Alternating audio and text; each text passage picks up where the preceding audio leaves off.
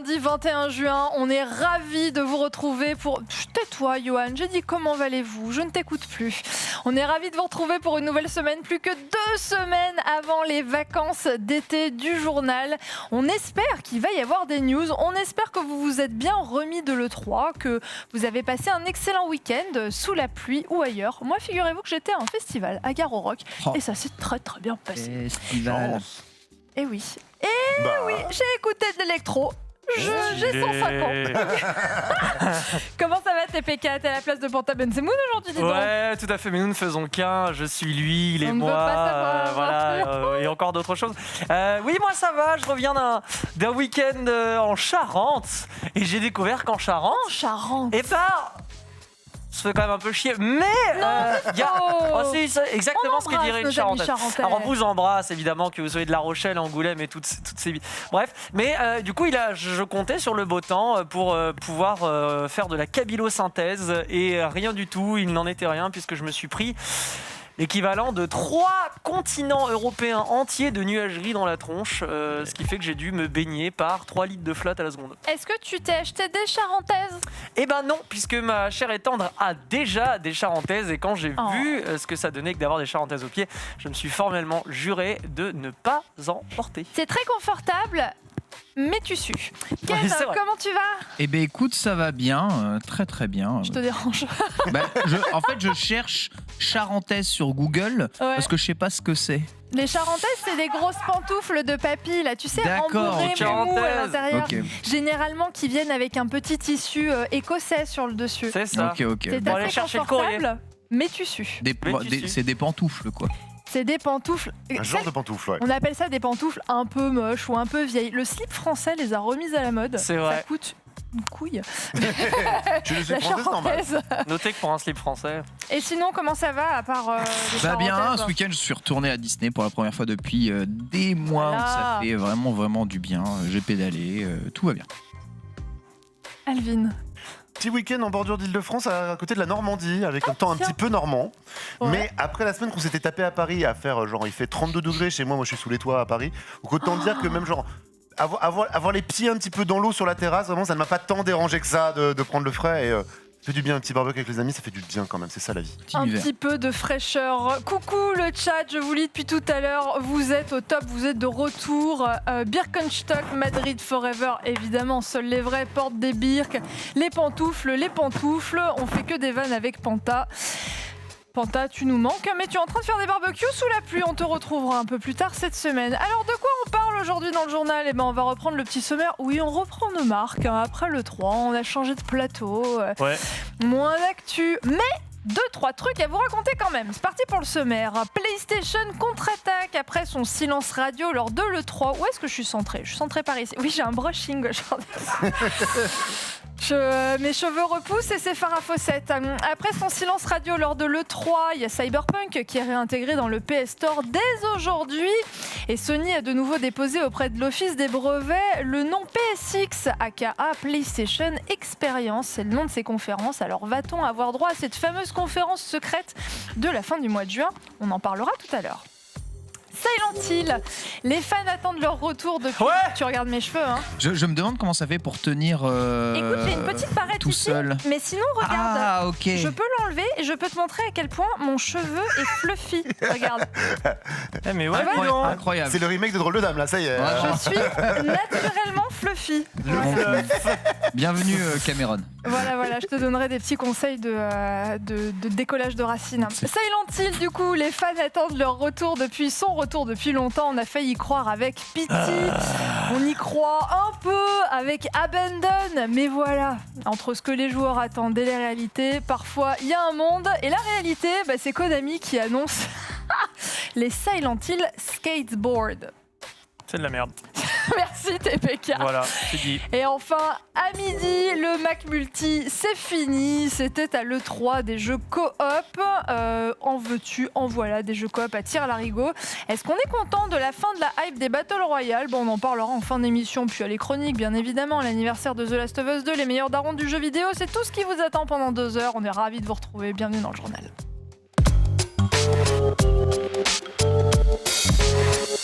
Et on commence ce journal avec les news. Et aujourd'hui aux news, c'est Awad. Awad, je te lance. Nintendo évoque les rumeurs de la... Je suis à côté aujourd'hui. Je suis encore dans mon festival. Nintendo évoque les rumeurs sur la Switch Pro. Et oui, Salomé, bien qu'il n'ait pas voulu confirmer ou infirmer les rumeurs de l'existence d'une Switch Pro, Doug Bowser, président de Nintendo America, s'est exprimé au Washington Post ce week-end. Il a expliqué que le constructeur est toujours à la recherche de nouvelles technologies capables d'améliorer l'expérience de jeu de ses consoles. En revanche, il s'est ouvertement félicité du succès de la Switch et la façon dont elle a redéfini à quoi le cycle de vie d'une console peut ressembler alors qu'elle est la plus vendue sur le marché depuis 3 ans. Among Us est une source de burn-out. Et oui, Innerslot, les développeurs de l'inattendu Among Us se sont confiés sur le revers de la médaille du succès de leur jeu aujourd'hui culte. S'exprimant pour Kotaku, Amy Liu, qui est artiste pour le jeu, a dit s'être ressentie en burn-out et sous pression après le succès du jeu et les attentes toujours plus grandissantes de la communauté. Elle a dit que ne pas pouvoir voir ses amis et sa famille pendant de longs mois ont joué sur sa santé mentale.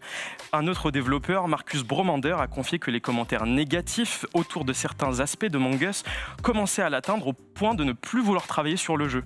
Les 5 membres d'Innerslot ont sorti la nouvelle map très attendue du jeu, de quoi leur donner un peu de repos. Et puis Nintendo désamorce la polémique Bayonetta. Et oui, Nintendo a été obligé de répondre à la polémique autour de la non-présence de Bayonetta 3 à l'E3 2021, après les tweets incendiaires de son créateur Hideki Kamiya, accusant les joueurs impatients d'être stupides. Bill Trinen et Nate Bildorf ont tenté d'éteindre l'incendie dans une interview pour GameSpot. Ils confirment dans cet échange que Bayonetta 3 est bien en développement et Trinen est même allé un petit peu plus loin en disant que le jeu progresse à un très bon rythme. Il a précisé qu'ils montreront le jeu lorsqu'ils seront prêts à le faire et pas avant, mais que de nouvelles infos sur Bayonetta 3 devraient sortir très prochainement. Baldur's Gate 3, c'est toujours pas pour cette année. Et oui, Larian confirme que Baldur's Gate ne sortira pas en 2021. Dans une interview accordée à GameSpot, le patron de Larian, Sven Vinke, a confirmé qu'une sortie cette année n'est pas réaliste, mais que le studio vise une sortie de Baldur's Gate 3 en 2022. Il a confié que le jeu prenait un peu plus de temps que prévu et que les développeurs font tout leur possible pour assurer une sortie l'année prochaine. Pourtant, il a aussi précisé que cette date de 2022 n'est pas une garantie vu la taille du jeu et les demandes en temps de développement. Et on le rappelle, Baldur's Gate avait été annoncé en grande pompe en 2019, mais les effets de la pandémie ont provoqué quelques retards sur leur calendrier de sortie. Et puis attention, polémique à venir autour de Back 4 Blood. Turtle Rock Studio, développeurs de Back 4 Blood, ont confirmé que le futur jeu coop, annoncé il y a 2 ans, demanderait une connexion internet permanente, même si vous décidez de jouer seul. Cette décision, qui est certaine de provoquer l'ire des fans, a été révélée par le studio sur Twitter en réponse à un tweet et est un petit peu passée sous le radar à ce moment-là. Mais Turtle Rock Studio a aussi précisé travailler sur des moyens de modifier cette fonctionnalité dans le futur, probablement pour le plus grand plaisir des joueurs. Et puis je vois passer de nombreux messages dans le chat, vous êtes nombreux à nous demander si un hommage à Philou est prévu. Bien évidemment, ce sera en fin d'émission. On a décidé d'éviter de pleurer dès le début du journal. Voilà, merci beaucoup Awad, on te retrouve à 13h pour les news.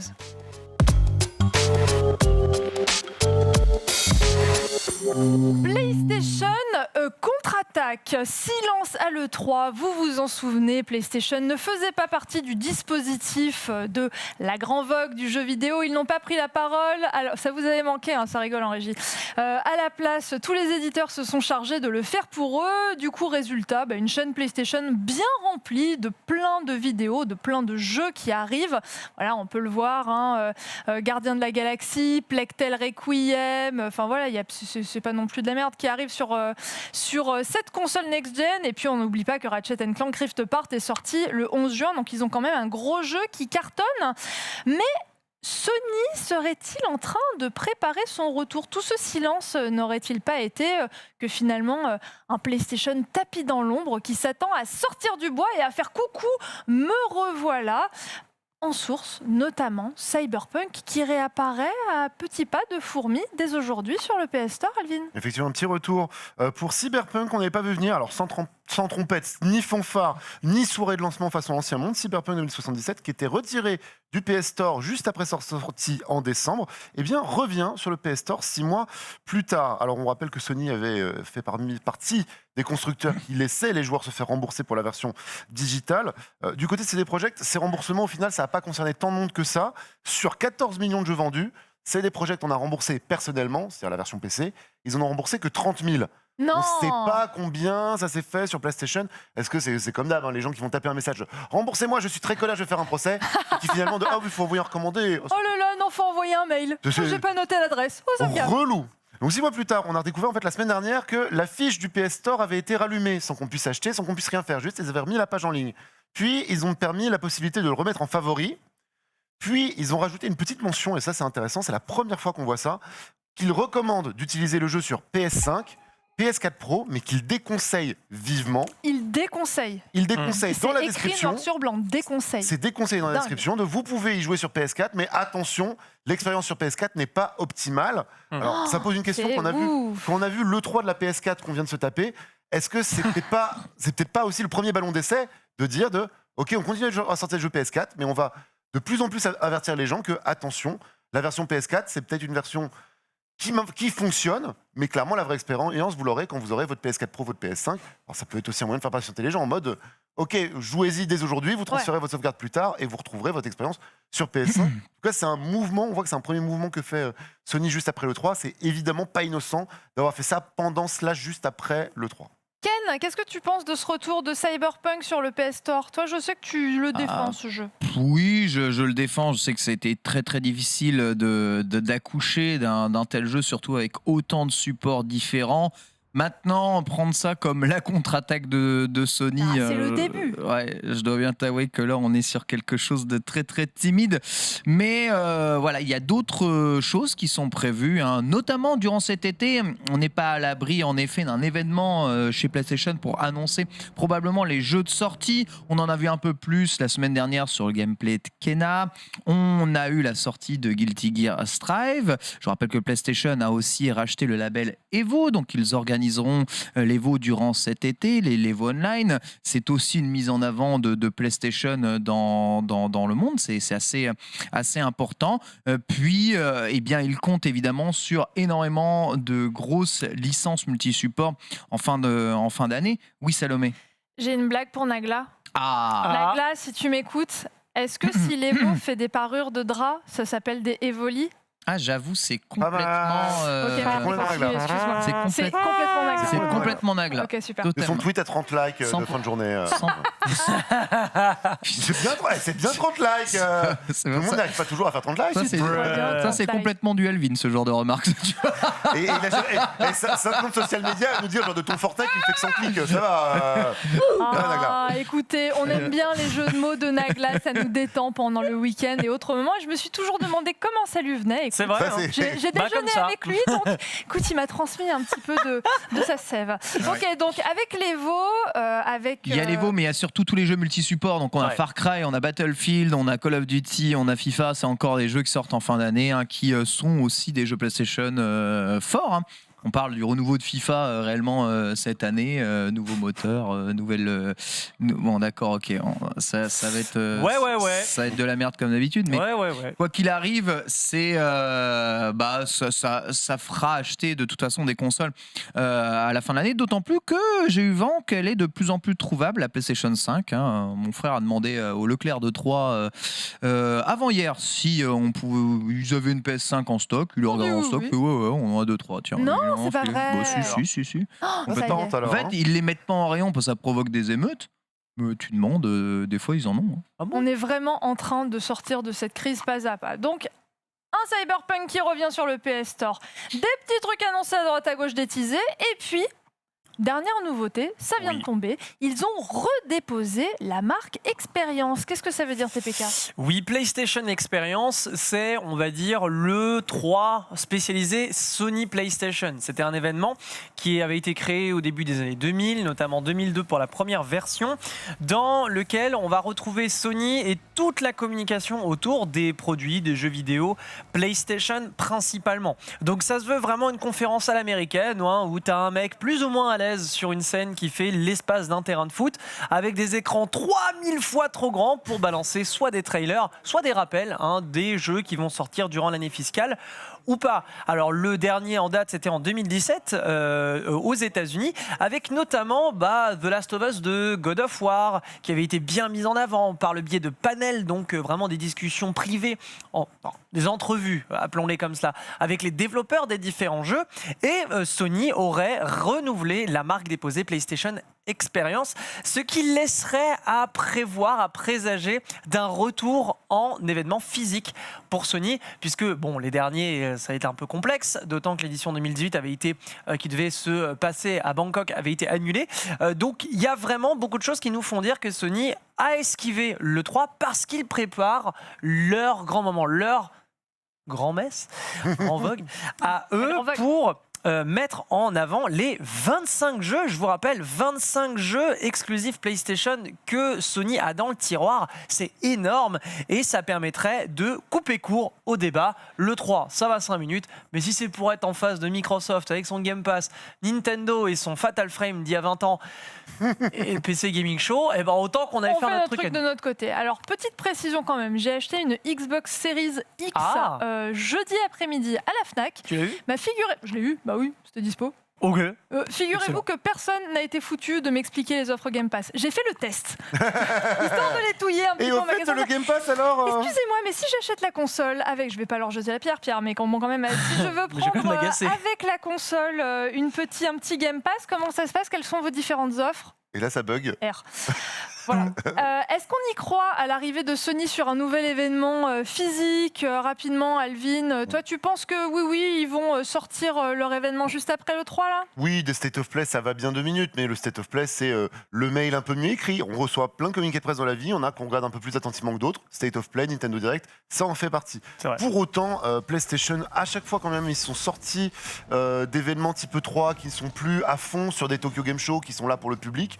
Sony a quand même toujours organisé un petit événement, 2 événements par an pour la presse, les médias, les influenceurs. Évidemment qu'ils vont y revenir, évidemment que c'est la bonne marque. Marque State of Play est maintenant bien identifiée comme la petite keynote. Le format keynote est connu même maintenant d'un grand nombre assez large. Les gens qui s'intéressent aux jeux vidéo ou à la tech ont l'habitude de suivre des keynotes, peut-être pas le grand public, c'est déjà le bon public. Un événement un peu plus resserré avec un côté événement, comme ça nous a manqué de faire des événements avec la petite coupe de champagne après et les petits sièges bien installés. Ça manque ça. Et de la bière pour TPK. Le champagne n'intéresse pas, la bière. Non. Moi les serveurs qui viennent me voir avec leur coupe de champagne, je leur fous dans la gueule. Écoute, ça sera la phrase de fin de ce sujet. La game list de Julien Chiez, c'est tout de suite son meilleur jeu à faire lors d'une soirée romantique. Il a même dit du mal d'un jeu et ça n'était pas arrivé depuis 10 ans. Vous voulez savoir lequel ? Skyward Sword HD. Non. Voilà. Ouais, c'est la faute de la manette. Wow. Si je perds, c'est que c'est la manette qui marche pas. Parce que sinon, moi, je régale. Évidemment. Je pense que je dirais Zelda Breath of the Wild. Ça a une durée de vie extrêmement longue. T'as tellement de liberté que ce sera la même chose que sur ton île. Mais bon, ça donnera un petit challenge, donc allez, Zelda. Le jeu que j'ai le plus utilisé avec mes potes en soirée, c'est Buzz le grand quiz. Parce que j'adore question pour un champion, les trucs comme ça où il faut buzzer. Et là, il y avait les petits buzzers, c'était très très cool. C'est super vieux maintenant, mais voilà, moi j'ai kiffé. Alors, en plus, je l'ai déjà fait, Ico avec ce personnage là qui tient la main de cette princesse un peu éthérée, Yorda. Je pense qu'en plus c'est un super moyen de faire peut-être découvrir du jeu vidéo assez calme, assez émouvant à quelqu'un qui serait peut-être un petit peu hermétique à la chose. Donc ouais, allez, très bon jeu romantique. Flower. Parce que franchement, tu pars comme ça, c'est la brise. Moi, c'est un jeu que j'ai adoré. C'est le cycle des saisons, c'est les créateurs de Journey plus tard, etc. Ce jeu, il fait juste du bien, en fait. C'est le printemps, mais avant l'heure. PES. Enfin bon, c'était un peu avant, mais fut un temps, j'ai été champion de France des médias. Voilà, donc il faut dire que je m'entraînais comme un fou, comme un dingue. Donc c'était le jeu auquel j'étais très fort avant. Lost Odyssey. Lost Odyssey, c'est une pépite, c'est un chef-d'œuvre. C'est l'un des meilleurs JRPG de l'histoire. On incarne un mec qui est immortel. Le problème du coup, c'est que ses femmes, ses enfants, etc., parce qu'il a plein de vies, ne le sont pas. Et du coup, il y a des séquences ultra poignantes. On va au cimetière et tout. Ouais, j'en ai chialé. Gargoyle quoi, sur Game Boy, la toute première, en noir et blanc. Voilà, c'est le premier jeu vraiment que je me suis acheté. J'étais tout petit. Un de mes jeux coup de cœur. Mario 3D World et Bowser Fury plus précisément, que je trouve vraiment chouette, très sympa. Ça gaz un peu, ça rame aussi un petit peu, mais il y a plein de bonnes idées et tout. C'est très rafraîchissant. Vous savez, moi je suis un mec plutôt gentil, mais je dirais pas que je le déteste, mais il est juste catastrophique. C'est Left Alive. Et en fait, si, allez, je le déteste parce qu'il m'a fait miroiter un truc et au final c'était apocalyptique. Le jeu, c'est juste une cata de fou. Donc ouais, je t'en veux, Left Alive. Je t'en veux. Big Boss, bien sûr. Qui d'autre? Je sais pas moi. Voilà. Enfin, Big Boss ou Solid Snake, ils sont nombreux dans cette famille. C'est une histoire d'ADN tout ça. C'est sur smartphone et en vrai j'y ai joué beaucoup. C'est Flappy Bird. Et vous pouvez plus le trouver, il n'existe plus aujourd'hui. C'était un truc, ça a fait un buzz de dingue. Mais moi je me suis vraiment pris au jeu. Je sais pas si vous vous souvenez, c'était ultra minimaliste, genre de la 2D toute moche, un petit oiseau et tu faisais des pressions plus ou moins longues. Il montait, il y avait des pièges, enfin des petits murets, il fallait passer entre. Gameplay zéro de base. Mais en fait, j'ai complètement craqué. Et avec des potes, on essayait de faire les high scores. Voilà, plaisir coupable. Le jeu où je suis nul, mais il y en a plein. Mais je pense que... Oh ouais, les jeux où je suis nul, c'est les From Software. Les Demon's Souls, les Dark Souls, les Sekiro, les machins, c'est l'enfer en fait ce truc pour moi. C'est de la faute de la manette. Alors, je sais pas, c'est pas un gros mot, mais c'est vrai, c'est la faute de la manette, wow. Si je perds, c'est que c'est la manette qui marche pas, parce que sinon, moi, je régale, évidemment.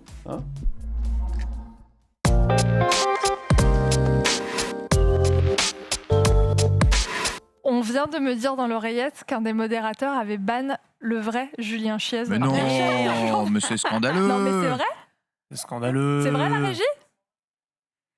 Non, ça doit être la faute de sa souris à mon avis. C'est de la faute Peut-être un petit time-out. Ah non, on me dit que c'est vrai, il avait mis un message en disant coucou Salomette, c'est vrai que je suis pas content de certains jeux et tout, et un des modos a dû croire que c'était pas vraiment lui la ban. Oh merde. Désolé Julien. C'est la blague de renard. En fait, c'était lui. Ils sont tendus les modos bon, ici. bah, on C'est sait une pas comment rattraper fin ce de truc. carrière pour Suzy dans le chat. Merci beaucoup Suzy pour toutes ces années. Des Bon, bisous. Pauline nous a rejoint en plateau, comment tu vas Pauline? Ça va, on se réveille tranquille et toi? Ouais, ça va bien, Ouais. tu t'es remise de l'E3? Ouais, tranquillement, tout doucement. Ouais. Ça me prendra encore 1 ou 2 semaines. Écoute, c'est bien, c'est ce qui reste du journal. Aujourd'hui, tu reviens avec ton radar à indé, la sélection des jeux indépendants à ne pas louper. On va commencer avec le jeu d'action plateforme de l'E3. Ouais, alors c'est un radar indé spécial E3. Je vais vous parler je des découvre jeux ça. indés que j'ai retenus spécialement de l'E3. Et donc je vais commencer avec Replaced, qui a séduit déjà beaucoup de monde à l'E3. C'est un peu le favori de pas mal de gens à la rédac. Ça s'est montré pendant le show Xbox Bethesda. C'est un action platformer en 2,5D au style rétro-futuriste. C'est développé par un studio biélorusse qui s'appelle Satcat Studio. C'est leur premier titre. Et ici, on va incarner Rich, qui est une intelligence artificielle piégée dans un corps humain malgré lui. Et on va évoluer dans une Amérique un peu alternative des années 80, dans la ville de Phoenix particulièrement, où les essais de bombes nucléaires ont foiré et ont rendu donc le monde en ruine. Ici, donc, c'est un endroit où les hors-la-loi sont monnaie courante. On échange nos organes comme monnaie d'échange. Ah, c'est comme dans Rippoman, Ah, peut-être. le film Rippoman. Je l'ai pas vu. Ah, c'est un super film, il est bien. C'est un monde futuriste dans lequel, quand t'as plus d'argent, tu vends des organes ou alors tu... Ah, stylé ça. Ouais. Ouais, je note. Ouais, Ça stylé. Avec Stylé. le beau mec là qui joue dans Existence. Bref, Jude Law. Ah, bah oui. Bah Voilà. ouais. Pas mal. Et donc, dans ce monde qui est régi par la corruption, on va devoir explorer un petit peu les mystères de ce monde étrange et combattre dans les rues. On nous promet un jeu d'action avec des combats fluides, des effets cinématiques. C'était d'ailleurs très impressionnant dans le trailer. On aura une bande-son très rock également. On attend plus de détails. C'est encore tout frais. C'est attendu pour 2022 sur PC, Xbox Series, Xbox One et dans le Game Pass. Le jeu en stop motion de l'E3 que tu as retenu maintenant, Pauline. Ouais, il y en a 2 exactement qui se sont montrés. Donc la stop motion, cette technique qui consiste à animer des objets du réel comme dans Wallace et Gromit ou dans les films de Wes Anderson par exemple. Ici, c'est conçu par les Allemands de Slow Brothers. Ça s'appelle Harold Halibut. C'est déjà mon jeu préféré de l'E3. C'est un point and click soigneusement réalisé en stop motion. Wow. On est dans un univers vraiment incroyable. On évolue dans un vaisseau arche qui est coincé à la surface surface de l'océan d'une planète un peu inconnue. En gros, ce vaisseau a fui la Terre 250 ans plus tôt alors qu'elle était menacée par une guerre. On a été envoyé chercher un nouveau foyer. Malheureusement, il était hostile. On n'a pas réussi à repartir. Donc, on est bloqué là. Et on suit Harold, précisément, qui est l'assistant de la scientifique Jeanne Moreau, qui travaille jour et nuit à trouver un moyen de s'échapper de cette île et de trouver un nouveau foyer. Et on nous explique que l'élément déclencheur, ça serait une rencontre qui va un peu nous déboussoler. Globalement, c'est un jeu qui traitera du quotidien sur le vaisseau et d'histoires d'amitié.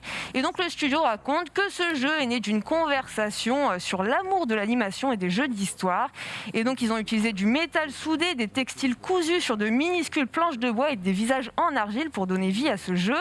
C'est doublé en anglais, c'est traduit en français, ce qui est très sympa, et ça serait disponible à une date inconnue sur PC, PS4 et Xbox One. Le deuxième jeu en stop motion, tu l'as dit? Et le deuxième jeu, oui, Vocabulantis, qui est un autre jeu qui avait été kickstarté. Pour savoir, le premier avait été kickstarté, il avait complètement foiré, ils avaient quand même continué le développement.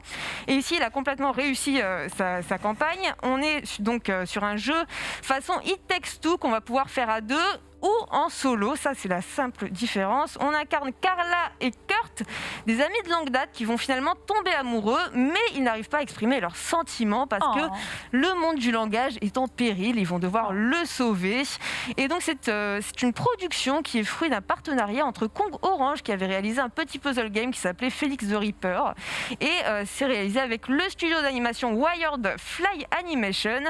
Ça sortira seulement en 2024 sur PC et console. Donc soyons patients. Mon coup de cœur, le jeu de samouraï de l'E3. Ouais, qui s'appelle Trek to Yomi, qui s'est montré dans un superbe style cinématographique pendant la conférence d'Evolver. Ça fait partie vraiment des inédits de l'E3. On est dans un jeu d'action en side-scrolling en noir et blanc qui nous plongera donc dans la période des samouraïs, pendant la période féodale du Japon. Comme souligné par les développeurs, c'est un vrai hommage au film d'époque de samouraï. Donc on aura vraiment des angles de vue dignes du cinéma. On aura également des dialogues doublés en japonais. Apparemment, on n'a pas les assets. C'est signé Flying Wild Hog, qui travaille également, peut-être que vous le savez, sur Shadow Warrior 3.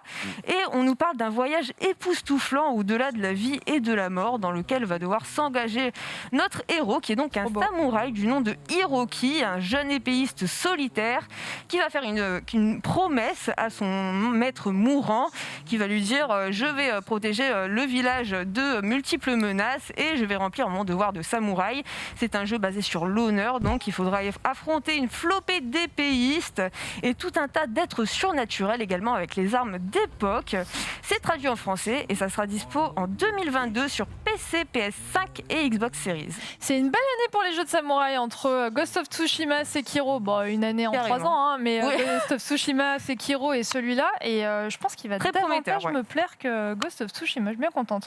Le jeu de science-fiction de l'E3 à présent. Oui, qui s'appelle Somerville, c'est le jeu du nouveau studio Jumpship, mais derrière lequel on trouve Dinopathy, qui est le cofondateur et ancien coprésident de Playdead, à qui on doit les merveilleux Limbo et Inside. Et ici, il proposera donc un tout nouvel univers de science-fiction qui déroulera son récit dans un monde ravagé par une catastrophe inconnue.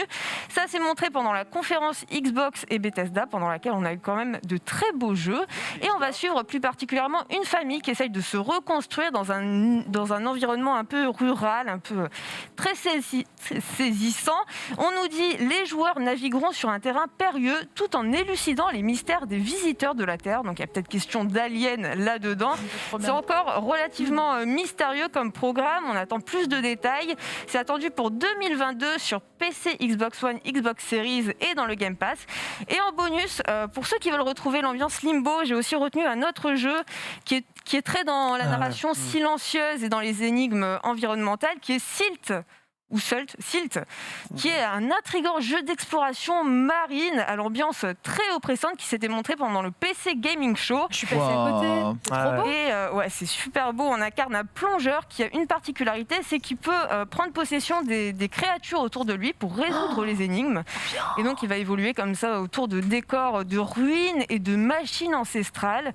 C'est l'artiste Mr. Med, qui est adepte du monochrome, comme ça, qui a imaginé et façonné ce monde. Et c'est prévu sur PC uniquement en 2022. C'est canon. Ouais, c'est Le super, jeu de Corbeau de l'E3 à présent, Pauline. Un jeu d'action en vue du dessus qui s'était déjà montré quelques mois auparavant. Là, on a une date de sortie pendant le show des Volvers. On incarne un corbeau moissonneur d'âmes qui se sent pris un petit peu dans un quotidien monotone, qui enchaîne les contrats, qui pointe à heure fixe, etc. Et son quotidien va être chamboulé par l'arrivée d'un voleur qui va s'emparer de l'une des âmes dont il devait s'occuper.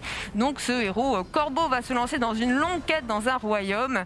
Il est équipé d'une épée aiguisée, de flèches de magie, d'une agilité hors du commun. On a également un grappin, toujours très sympa le grappin, pour chercher les ennemis à distance. Également, on peut personnaliser ses statistiques, développer des compétences.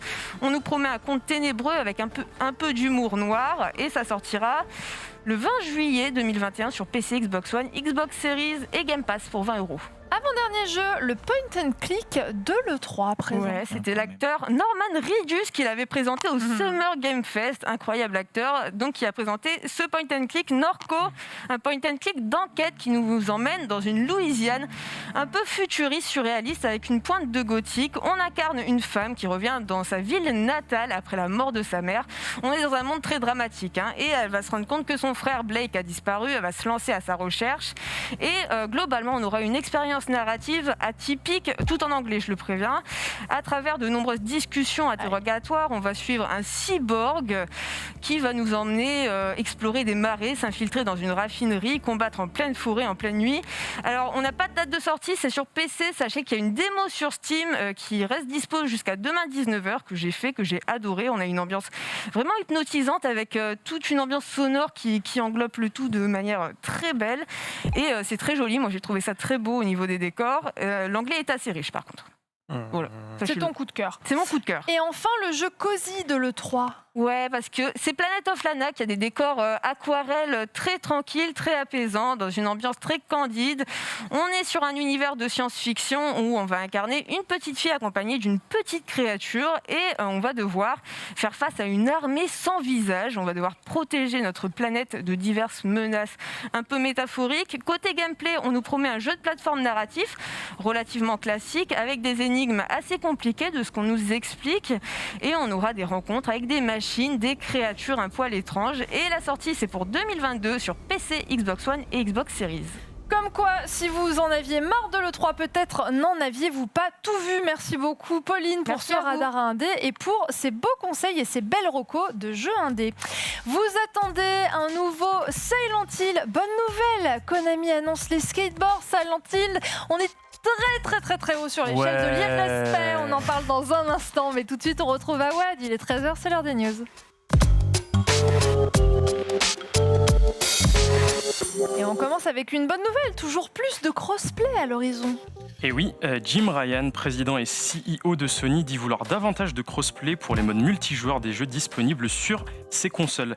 Il a déclaré dans une interview accordée à Axio que Sony supporte et encourage le crossplay alors que cette option est disponible sur certains jeux comme Fortnite, Rocket League ou encore Destiny 2. Jim Ryan a précisé que le nombre de jeux compatibles avec le crossplay ne cessera de croître dans les mois et années à venir, et c'est une info très intéressante à savoir quand on sait que Sony était jusqu'à il y a très peu très réticent à l'idée du crossplay. Séisme à Massive Entertainment. Et oui, David Polfeld, le patron de l'antenne d'Ubisoft Massive Entertainment, a décidé de quitter son poste pour poursuivre de nouveaux challenges. Selon ses propres mots, son équipe est derrière le nouvellement annoncé Avatar Frontier of Pandora ou encore The Division. Néanmoins, cela ne signifie pas un départ d'Ubisoft pour Polfeld. Il a précisé qu'il compte prendre un long break avant d'embarquer pour de nouvelles aventures au sein d'Ubisoft. Il aura travaillé 17 ans pour Massive, survivant au rachat par Ubisoft après sa mise en vote par Activision. Encore un peu de patience pour les fans de jeux d'horreur. Et oui, la sortie du nouveau trailer du futur jeu d'horreur Abandoned a été repoussée de 3 jours et sera dévoilé le 25 juin prochain. Les fans du genre attendent avec impatience de découvrir de nouvelles informations sur ce jeu, alors que de nombreuses théories lient Abandoned à Hideo Kojima et la franchise Silent Hill.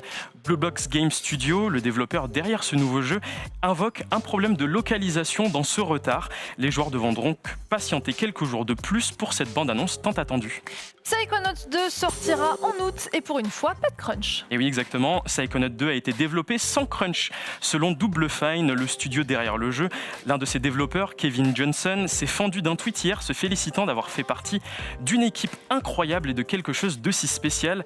Il a également ajouté que le développement du jeu s'est fait sans crunch et dans les temps décidés par le studio. Le crunch, c'est le terme donné dans l'industrie du jeu vidéo pour parler des heures supplémentaires intenses demandées par les studios à leurs développeurs. Et Psychonauts 2 est ainsi prévu pour le 25 août prochain.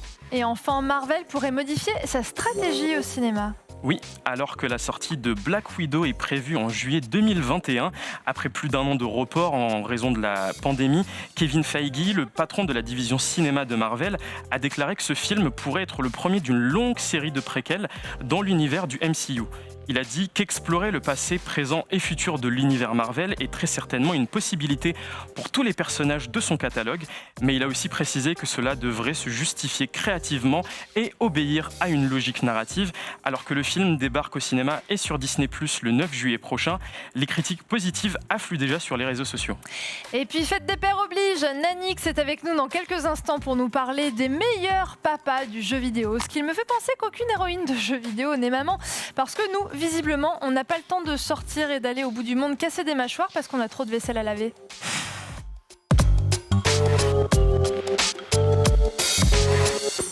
Mais où va Silent Hill? On se le demande. Silent Hill, on en parle toujours avec le petit trémolo dans la voix, car c'est une licence horrifique culte, une des meilleures adaptations de jeux vidéo en film, d'ailleurs, faut s'en souvenir, oui. Et que certains des opus sont merveilleux. Alors, on fait le bilan calmement avec TPK. Le dernier Silent Hill, c'était quand?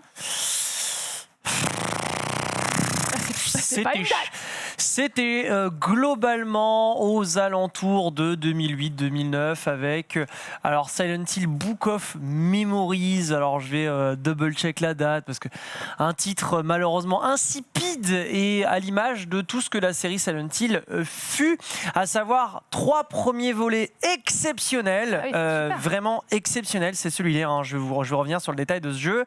Silent Hill premier du nom, Silent Hill 2 érigé au panthéon du jeu vidéo et Silent Hill 3, mon préféré des 3, et même si les 3 sont vraiment des chefs-d'œuvre.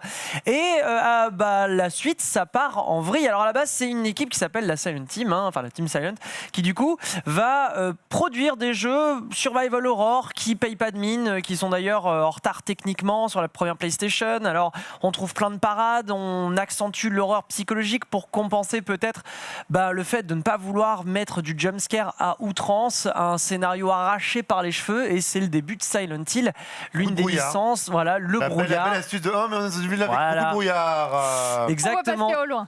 Exactement, c'est-à-dire que vu que les limitations de la PlayStation 1 étaient ce qu'elles étaient, on pouvait pas afficher à plus d'une certaine distance. Ils ont dit tiens, ok, il va pleuvoir de la cendre. Ouais, c'est une super idée. Ça on voit pas, et c'est une voilà. Donc c'est un jeu où il est question d'horreur psychologique et c'est vraiment véritablement ce qui a fait le succès de cette série. Alors je dis 2008 pour Book of Memories, on est plutôt en 2012. Le 2008, moi le dernier que j'ai en tête véritablement, ce seront Homecoming et Shattered Memories. Il faut savoir que c'est plein de jeux différents où une fois que les développeurs initiaux sont partis de la licence, Konami a sans cesse essayé de renouveler la série par le biais de développeurs, pas forcément dans le périmètre, on va dire, de la première équipe de base. Donc ça veut dire qu'on a retrouvé plein de gens au développement de cette équipe, des développeurs occidentaux notamment, dont ceux qui ont fait Homecoming, Double Helix Games, qui ont fait quelques années plus tard Killer Instinct, pour vous dire à quel point ça n'a rien à voir, mais alors du tout.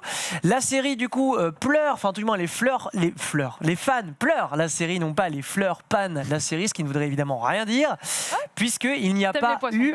Voilà, on aime tous les poissons panés, puisqu'il n'y a pas eu de nouvelles de Silent Hill, sauf dans les années 2013-2014 où Hideo Kojima annonce son partenariat avec un Konami de Norman Reedus, 3 Guillermo del Toro. Qu'est-ce qui se passe dans un projet sobrement intitulé Silent Hills avec un S à la fin, ce qui présupposait qu'il y avait plusieurs Silent Hill. Bref, le monde est en émoi. Ça y est, Hideo Kojima qui est né pour faire un scénario Silent Hill. Il est né pour ça. Nous gratifie de sa suprématie et de sa superbe. Il balance par la suite une démo qui s'appellera sobrement T ou Playable Teaser, qui n'était pas à l'époque, on va dire, estampillé Silent Hill. Mais les joueurs découvrent en fait que c'est ça, c'est le résultat le plus proche qu'on a de ce que sera le prochain Silent Hill sur PlayStation 4. Sauf qu'en 2014-2015, Hideo Kojima et Konami se fâchent très violemment pour ensuite mener à la conclusion suivante. Le projet Silent Hills est purement et simplement annulé. Konami n'a de cesse de renouveler sa licence comme il est de rigueur au Japon parce que ça fait ce qu'on appelle des pachinko, des machines à sous, ou alors des jeux mobiles à sous. Puisque s'il peut faire des machines aussi, finalement. Donc aussi. ça c'était pour Silent Hill et c'était pour ce qu'on a déjà vu de Silent Hill. Donc où on en est resté de Silent Hill. Si vous étiez avec nous la semaine dernière, vous n'avez pas manqué le récap des théories complotistes autour du jeu Abandon qui serait en fait le nouveau jeu d'Hideo Kojima, voire le nouveau Silent Hill. On vous a fait un petit montage avec Antistar qui nous explique très bien tout ça et on se retrouve après. Ce qui se passe est extrêmement mystérieux. D'abord, il y a un truc très bizarre, c'est on a eu ce jeu donc appelé Abandoned qui a été teasé lors d'un State of Play, qui est une exclue PS5, qui vient d'un studio qui s'appelle Blue Box, dont on ne sait rien. Le célèbre compositeur de Silent Hill, Akira Yamaoka, avait teasé qu'il y aurait un nouveau jeu révélé durant l'été 2021 dans une vidéo qui a été depuis fermée par Konami. Mais non, rien que tout ça. On nous cache des choses. Les fans de Kojima, pendant ce temps-là, voient du Silent Hill caché dans des tweets anodins. Par exemple, il y avait 2 bouquins, un écrit par un type qui s'appelle Hill, l'autre qui s'appelle The Silent Wife. Il y a eu un tweet de BB Game Studio qui s'est ravisé après coup, mais qui a littéralement dit que son jeu aurait un titre qui commence par un S et qui finit par un L. Voilà, comme ça, direct, allez hop, on balance. Voilà, guess the name, devinez le nom, Abandon égale première lettre S, dernière lettre L. Le profil Twitter du studio Blue Box Games, c'est BB Games, comme le BB de Death Stranding. Peut-être, qui sait, ce nom de studio. En fait, il n'y a pas de nom déposé officiellement. Il n'y a pas d'entreprise qui corresponde. Et le logo du studio, on va le voir sur le prochain asset, rappelle fortement les empreintes de main qu'on voit dans Death Stranding. Il faut savoir qu'en plus, sur le site de Blue Box, il y a littéralement des photos de staff qui n'existent pas, qui ont été prises sur image, tu sais, sur Shocksutter. Maintenant, le plus curieux, c'est le producteur de ce projet, le fameux Hassan Karaman. Si vous tapez le nom Hideo dans Google Trad du japonais vers la langue turque, qui est celle de Hassan Karaman, Hideo donne Karaman. Et ça, je suis désolé, ce n'est pas impossible. Vérifier ce matin dans Google.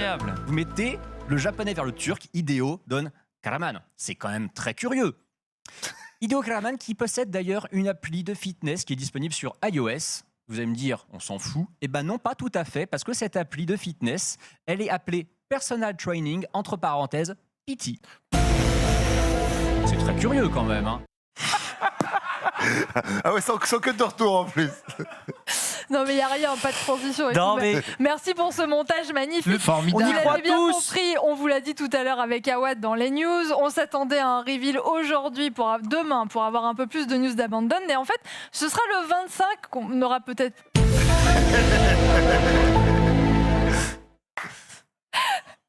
Ce sera le 25 qu'on aura un petit peu plus de news de cette histoire. Rapidement, avant de passer à la suite de ce déroulé de où va Silent Hill, est-ce que vous y croyez à ce Abandon dans Silent Hill, Coco? 1000%. Toi, 2000%? Il m'a trop convaincu, Antistar. Il était bon, hein? Non, moi j'y crois pas du tout. Je crois que c'est juste du pif ou qu'ils essayent de raccrocher justement une com misérable à un projet Silent Hill en faisant exprès de pas faire exprès. Ouais. Mais c'est une exclue PlayStation, ça a été annoncé, c'est PlayStation qui aurait signé un deal pour une exclue avec un studio qui n'existe pas. Et d'ailleurs, dois-je vous rappeler que Metal Gear Solid 5 Phantom Pain avait également la même mise en scène de Hideo Kojima avec un faux nom de code, un faux studio, et Hideo Kojima qui s'était appelé comment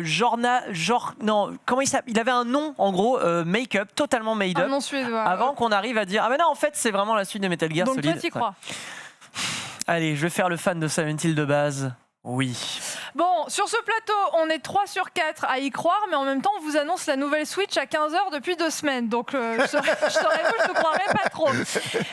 Expectations versus Reality. Konami est sorti du bois, lui aussi. Et voilà ce qu'il annonce. Des skateboards Silent Hill. Super. C'était le gros reveal Something Wicked quelque chose de... Ah oui, Kid, comment on le traduit déjà? J'ai oublié. Comme la comédie musicale, ouais, Fou et dingue. arrive dans nos shops la semaine prochaine. On lance du merchandising Silent Hill avec ces incroyables séries limitées, skateboard édition limitée pour célébrer. Bon, hype, pas hype, j'en suis médusée. C'est là où c'est un peu, je suis triste pour les pauvres fans de Silent Hills qui sont encore assez nombreux pour qu'on leur fasse du merch, mais pas assez nombreux pour qu'on leur fasse des jeux. C'est l'abominable vérité. Et là, on est dans un truc japonais quand une franchise est un peu morte. Genre, on va plus faire de jeux, on va plus faire d'animé, mais on va continuer à faire 2 peluches et puis un manga spécial tous les 2 ans et puis une nouvelle OST que les mecs vont acheter. Les trucs les moins chers à produire pour que les fans fassent encore un peu de cash sur la franchise sans réinvestir dans la franchise du tout. On vous a posé la question sur Facebook. Est-ce qu'on peut afficher vos réponses? Un skate, Silent Hill, hype ou pas hype? J'ai hâte de voir la réponse. Alors, c'est pas aussi évident qu'un Mythopia. 34% de hype, 66% de pas hype. Ken, est-ce que tu crois qu'on se fout de nous? Ouais, non, je crois qu'ils possèdent une licence et qu'ils savent très bien l'exploiter. Comme Atari, on retrouvera plein de t-shirts Silent Hill, mais plus jamais de bonnes consoles ou de bons jeux juste derrière. Écoutez, c'est très très classique dans la sphère du merchandising des sociétés japonaises, ce que l'on voit là. J'aurais espéré une planche de skate un peu moins claquée parce que sincèrement c'est dégueu, mais sinon voilà, Silent Hill Pro Skater, Harry Mason, un vrai remake à faire là-dessus. Je sais pas trop quoi vous dire si ce n'est que ça doit être dur si on est fan. Ouais. TPK, est-ce que tu vas t'acheter un petit skateboard? On a le prix des skates ou pas? Ça doit valoir un petit 200 balles, je pense. Un petit 150-200 balles. Plus, tu rigoles. Oh non, en skate de bonne facture, c'est 100-150 balles. Bah voilà, donc ça tu rajoutes la licence. Voilà, tu rajoutes ta licence, c'est pas 150. Oh, je sais pas. Bon, enfin, en tout cas, moi j'ai été skater dans une autre vie. Pendant 4 ans, je me suis mangé moult gamelles et conneries pour essayer de pécho. Spoiler alert, ça ne pécho pas parce que les baggy, non. Mais par contre, je dois bien avouer que si à l'époque j'avais été skater, et à l'époque j'étais fan de Silent Hill, je pense qu'effectivement, peut-être, j'aurais caressé l'espoir d'en avoir un. Mais donnez-nous des jeux, enfin clairement on s'en fout, donnez-nous des jeux, on comprend que vous ayez envie de renouveler la licence et c'est cool de balancer des skates, mais quel est le rapport entre Silent Hill et des skates? Est-ce que les skateurs jouent à Silent Hill? Est-ce que les infirmières de Silent Hill portent des baggy? C'est exactement la question que vous vous posez dans le chat. Est-ce qu'on peut nous balancer la vidéo de Pyramid Head qui fait un 360 s'il vous plaît, parce qu'on l'a diffusée quelque part ce matin et je crois qu'elle est dans les réponses à ce tweet. Je vais afficher quelques-uns de vos messages. On nous dit ils font exactement comme Nintendo, mais eux ils ont plus de fans. On nous dit également concernant ce merchandising, c'est sûr. Ah voilà, Pyramid Head. Dans le Bomberman line-up tout play, c'est vraiment de From Silent Hill. Je suis fan de Silent Hill et j'adore Bomberman. Je vais jouer à Bomberman pour Pyramid Head. Même en skatant, il met 1000 à n'importe quel méchant de jeu vidéo, Pyramid Head. Non, mais c'est absurde. On nous dit, concernant le sondage auquel vous avez répondu, que ceux qui répondent qu'ils sont hype sont des trolls, évidemment. Suzy qui nous dit, et on dit après que Nintendo égale Yankee. Il n'a pas encore été viré, Suzy? Suzy, il faut partir maintenant. En tout cas, Julien Chiaz, il est pas revenu dans le chat. C'est faute grave, là, on s'en fout. Là, il y a faute grave. Bichette. Qu'est-ce qu'on nous dit aussi? Le skate revient bien à la mode aussi. Ouais, mais c'est pas une raison de faire des collabs, what the fuck. C'est des beaux skates, en vrai, nous dit-on. Et enfin, quand tu skates, surtout, tu n'achètes jamais ça, voilà. Oui, c'est pas vrai. Sur des murs, en vrai, en plus. Ça, c'est pas vrai. Alors parce que les skateurs sont des Yankees x 1000, mais genre vraiment, et je le sais, j'ai été Yankee x 1000. À Lille, quand j'allais là-bas, là, je peux te garantir que tous les skate shops, voilà, ça fait la queue quand il y a une connerie qui sort. On me dit dans l'oreillette Silent Hill. Voilà, rendez-vous le 25 juin pour en savoir un peu plus sur Abandon. En tout cas, qu'on soit du côté d'Alvin et TPK à y croire ou qu'on soit du côté de Ken à croire à une communication un peu foireuse qui se rattache à des théories un peu moyennes sur Internet. On aura la réponse dans quelques jours sur le fin mot de l'histoire de Abandon et surtout de Silent Hill et d'Hideo Kojima qui nous a toujours pas présenté son nouveau jeu. Non. Qui nous a parlé de son director's cut de Death Stranding. Si c'est Abandonned, écoutez... si c'est ça, on est tout nu. On est à poil. Suite à la conférence Xbox, Bethesda, Halo Infinite s'est dévoilé un peu plus, un mode multi gratuit et une sortie fin 2021. Voici tout de suite 5 choses à savoir sur le jeu avant de retrouver Danix. Halo Infinite s'est montré à l'E3 et il a livré des informations importantes. Ce n'est une surprise pour personne, Halo Infinite vise un retour aux sources. Même si le jeu est une vraie suite à Halo 5, 343 Industries explique avoir imaginé une sorte de reboot pour ce projet, et que même les nouveaux venus pourront comprendre l'histoire sans être perdus. Sur les superbes accords de Road to Void entendus dans Halo 2, nous avons vu Master Chief déambuler au milieu des débris en gravité zéro. Comme le dit Joe Staten de 343 Industries, le Spartan ne sera pas seul dans son combat. C'est à ce moment que l'on entend la voix du pilote, celui qui a secouru le Major dans la bande-annonce de l'E3 2019. Alors que nous pensions que l'aide dont parlait Staten allait venir de ce protagoniste, Master Chief découvre en fait une nouvelle intelligence artificielle qui rappelle beaucoup Cortana, baptisée The Weapon. Intelligence artificielle dont John 117 s'équipe comme à la belle époque du premier Halo donc. Le mode multijoueur de Halo est aussi important que la campagne solo pour de nombreux fans, voire plus important pour d'autres. Il y a plusieurs choses à retenir du mode multijoueur qui fut particulièrement montré à l'E3. On note le retour des équipements de Halo 3 qui sont à ramasser et à activer au bon vouloir du joueur. Comme en solo, les joueurs disposeront d'un grappin permettant d'atteindre rapidement des endroits élevés ou de piquer des armes posées au loin. Un nouveau véhicule a été présenté, le Razorback, qui sert à transporter des armes lourdes comme des tourelles mais aussi les blocs de fusion. Au niveau des capacités, le sprint est bien disponible, des armes seront larguées sur les cartes et les véhicules seront livrés par des pélicans. La nouveauté la plus intéressante, surtout pour les débutants, vient de la Spartan Academy qui introduira les bases du gameplay de Halo via diverses leçons interactives. Il sera également possible de s'entraîner contre des bots dont le niveau pourra être paramétré. Ah, et sachez que les véhicules disposeront de dégâts localisés. Oui, une Warthog avec un pneu éclaté, eh bien ça roule moins bien. 343 Industries s'est également exprimé sur son système de Battle Pass. Alors ça y est, j'ai prononcé le mot Battle Pass, je vois déjà des poils qui se hérissent, sauf que là, on a le droit à un Battle Pass plutôt propre, aussi oxymorique que cela puisse paraître. Il sera possible d'acheter un Battle Pass pour chaque nouvelle saison, sauf que le Battle Pass d'origine n'expirera pas. Vous aurez donc tout votre temps pour débloquer tout ce qu'il propose. Les éléments à se procurer seront 100% cosmétiques, cela signifie que le pay to win est donc impossible.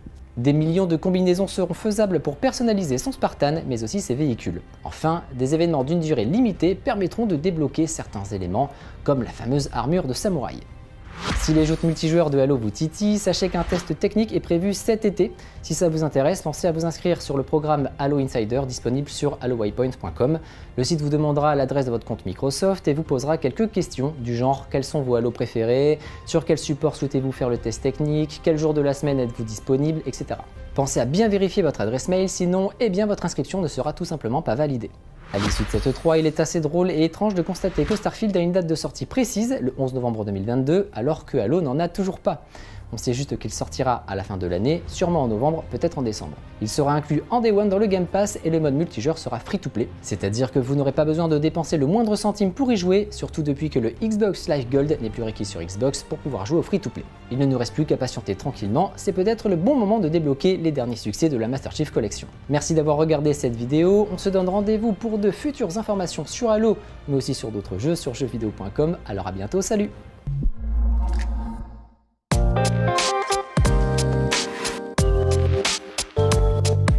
Mais qu'il est fort ce Carnby, merci beaucoup. Ces vidéos et ces tests sont à retrouver bien entendu sur jeuxvideo.com. Nanix, t'es venu en plateau, comment ça va? Ça va très bien. Tu danses, t'as passé une bonne fête des pères? Tout à fait, on m'a offert le gant de l'infini de Thanos en Lego. Non, c'est pas vrai, la chance. Ouais. Et du coup, ma petite progéniture va s'occuper de le monter.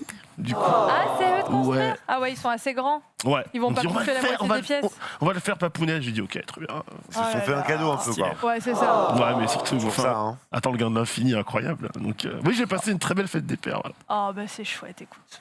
Du coup, j'ai passé une très belle fête des pères, mais il n'y avait pas que moi qui étais à l'honneur dimanche. Et du coup, ce que je vous propose, c'est pas vraiment. C'est un top 5. Ça aurait pu être une tier list, remarquez, c'est vrai. Là, je vais vous faire intervenir. On va voir si vous êtes d'accord avec mes choix. Évidemment, dans le jeu vidéo, dans l'univers évidemment narratif et romancé du jeu vidéo, on a des pères de famille également qui ont été mis à l'honneur dans leur jeu, vous allez voir, et certains sont des pères de substitution, d'autres sont des vrais papas. Pour moi, le plus évident, évidemment, c'est Joël. Ah, j'allais dire Kratos. C'est Joël. Le plus évident, c'est Joël parce que on rappelle que Joël, c'est quand même le personnage principale de The Last of Us, important de The Last of Us, partie 2, j'essaye de ne pas spoil, hein, si on peut encore garder un petit peu de mystère autour de ce jeu. On rappelle, GOTY évidemment 2020, et superbe séquence qu'on retrouve dans The Last of Us partie 2, un souvenir, on voit Ellie et Joel tout simplement dans une combinaison d'astronautes, et c'est le moment où lui fait écouter, lui donne cette fameuse cassette avec des musiques choisies par lui. Et là, c'est un moment vraiment d'émotion formidable. La figure paternelle merveilleuse par excellence. Surtout que Joël a une histoire, on rappelle. Hein, Joël perd sa fille dans le premier. Il est vraiment papa. Il est vraiment papa, c'est ça. Et il se retrouve avec Ellie, cette fille dont il ne veut absolument pas et pour qui il va avoir un attachement assez rapide. Enfin, j'ai envie de dire, est-ce qu'on n'est pas tous Joël quand on prend la manette et que l'on se lance dans The Last of Us? Clairement pas. Toi, oui? Ah non, clairement pas. Clairement pas. Moi, le transfert qu'il fait, je ne m'y identifie pas du tout et je trouve ça même un peu bizarrement malsain. Ah bon? Pourquoi? Parce que c'est vraiment trop chelou de projeter son enfant sur quelqu'un d'autre qui n'est pas de ta famille comme ça. Ça t'aide à faire sa thérapie? Oui, c'est ça. Dans un monde, il n'y a plus de thérapeute pour t'aider à faire ta thérapie, justement. Tu fais ton deuil. Ça reste une gosse perturbée qui ne peut plus prendre en main son destin parce que Joël décide tout pour elle, juste pour avoir une famille. Une version extrêmement égoïste de choix qu'on ne peut pas évidemment changer puisque tu n'as aucun impact sur le jeu. Je pensais que tu trollais, mais c'est tellement bien argumenté qu'en fait c'est très sérieux. Non, c'est sérieux. J'avais refait le 1 après le 2 et effectivement c'est pas aussi facile. On retient juste le fait qu'à la fin ils s'aiment trop, ils sont trop attachés. Au début vraiment c'est pas joyeux et tu vois le jeu, le 1 est plus sur Joël finalement quand même. Il est très sur Joël, est-il un mec stable? Ouais.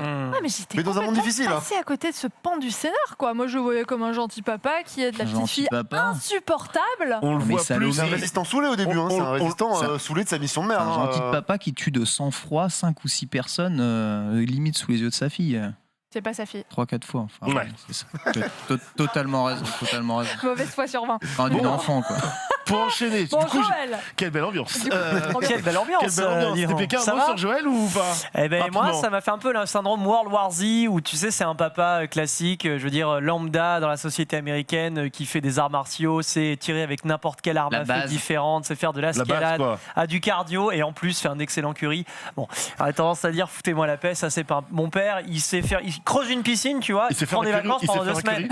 Alors foutez la paix, tu vois. Il sait faire un curry. Il sait faire un curry, mon père. Excellent curry. Le plus badass, on sera d'accord, Kratos. Kratos, évidemment, boy. Avec Atreus, évidemment. Petite séquence qui est choisie pour vous. Alors voilà, déjà, Santa Monica Studio qui a fêté également, du coup, la fête des papas avec cette image où on voit Kratos et Atreus. Et on a un petit extrait aussi, cette fameuse séquence où Atreus va goûter pour la première fois du vin. Il ne sait pas ce que c'est. Et du coup, il est là, il regarde Kratos, il dit ça sent un peu les œufs, non Les œufs pourris. Et Kratos lui dit vas-y, goûte. Et en fait, Atreus, il va pas trop kiffer.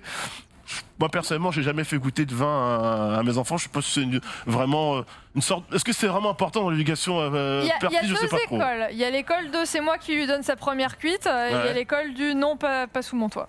Après, en vrai, je suis peut-être un mytho. J'ai peut-être mis une petite goutte de rhum dans un biberon. Voilà. Une sorte de rhum arrangé. C'est un truc bien français. Hein.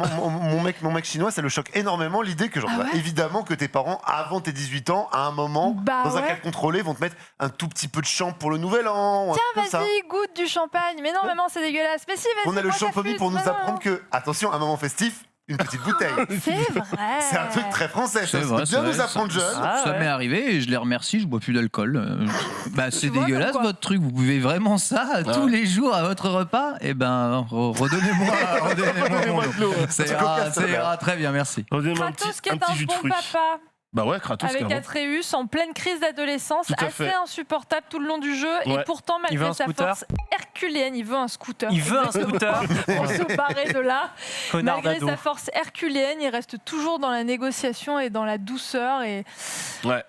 Une facette de Kratos qu'on ne lui soupçonnait pas. Exactement. Le plus émouvant, certainement, on va parler de The Witcher 3, on va parler de Geralt de Rive, on va parler de sa fille, Ciri, évidemment, sa fille adoptive. Et oui, donc du coup, cette petite image, pareil, sur Twitter, on a également fêté la fête des pères et cette séquence, évidemment, émouvante, où Geralt retrouve Ciri et Ciri, il n'est pas... De Last of Us, attention spoil machin et tout, The Witcher. Oui, rien ça- à foutre. The Witcher Ah, ça 3, va, elle ça a va. combien d'années, les gars Adeline, faut bien que je lise la chronique. Donc Ouais, voilà. franchement. Faudrait que je choisisse un moment émouvant. C'est peut-être l'un des moments les plus émouvants du jeu. Donc il retrouve Ciri. Pour pas trop spoil, si on peut encore maintenir un peu de suspense, elle est pas vraiment bien, elle est un peu mal en Elle point est et pas au finalement, Elle est pas au top. elle est pas au top. Finalement, ça va mieux à la fin de la séquence. Ouais, pas Ouais. mieux. Elle a eu son scooter. Peut-être pas. En tout cas, elle a reçu une Ah, petite d'accord. boule, tu vois, d'énergie. C'est sa elle fille, se sent sa beaucoup fille mieux. adoptive. Sa fille Ouais. adoptive, tout Pourquoi à elle fait. lui ressemble autant alors Non. parce que c'est une sorte- Physiquement parlant, je Bah ouais, parlais. parce que les sorceleurs, ils ont quand même le même attrait physique. D'accord. tu vois, c'est quand même le même gabarit. Enfin, je suis pas un expert, mais il me semble quand même D'accord. qu'ils ont des attraits physiques. Comme voilà. les Kabyles, quoi. Comme les Kabyles, voilà. Expert en. Ah, en sorceleur. Moi, j'en suis Et en moi-même skate. un. J'en suis moi-même un D'accord. au lycée. Bon, Du côté de Lille. côté de Lille, voilà. Nous, on Très appelle bien. ça un Witcher. Gérald, c'est un bon papa. Un Wisher. Gérald, enchaîne. un bon papa protecteur de Ciri. Et d'ailleurs, des rumeurs voudraient que si Witcher 4 il Ouais. y a, peut-être que ce serait non plus Gérald, mais Ciri qui sera au devant de l'action. C'est Ce cool. serait toujours aussi bien. Ah, Bah ouais. pendant qu'on nous dit que Ciri n'est pas sorceleuse, mais Non. confuse. Ah alors ce n'est pas Alors, comme. j'ai quand même Pas osé vous interrompre parce Mais que oui. j'étais pas sûre de moi, mais je me suis dit non, En vrai, Ciri, j'ai quand même non. mis 40 heures dans ce jeu. Aurais-je rien compris à l'histoire à Ah, ce t'as point rien compris. Oh. Tu veux que je te dise, quelqu'un, lui, qui est persuadé et qui a des pouvoirs magiques, c'est Corvo. Corvo Attano dans Dishonored. Le papa, entre guillemets, le plus magique et le plus énigmatique. Donc du coup, Bethesda qui a posté également ce week-end cette image. C'est vrai que, on se rappelle, Corvo se retrouve accusé du meurtre de l'impératrice de Demwall et aussi de l'enlèvement de la jeune fille, Emily. Sauf qu'en réalité, Emily n'est autre que sa fille. Et ça, on le découvre, on l'apprend, on nous le suggère fortement dans le premier épisode. Et dans le deuxième, c'est totalement assumé. Pourquoi je dis magique? Parce qu'on se souvient que Corvo a des aptitudes spéciales, des habilités qui font que Dishonored est sorti en 2012. C'est un très grand jeu pour un très grand papa assassin. C'est vrai que, je vais dire très grand papa, il tue des gens, il fait pas dans la dentelle. Attendez, on a tous vu Léon. Léon, c'était un excellent papa de substitution pour Nathalie Portman qui voulait un peu le ken et c'était un peu gênant. Mais bon, on va C'était passer très à côté gênant. de ce petit passage très gênant C'est où elle vrai. expliquait Gilly dans le ventre. Mais il tuait de sang-froid et en attendant, il veillait sur elle comme la prunelle de ses yeux. Moi j'ai toujours vu plus comme un grand frère.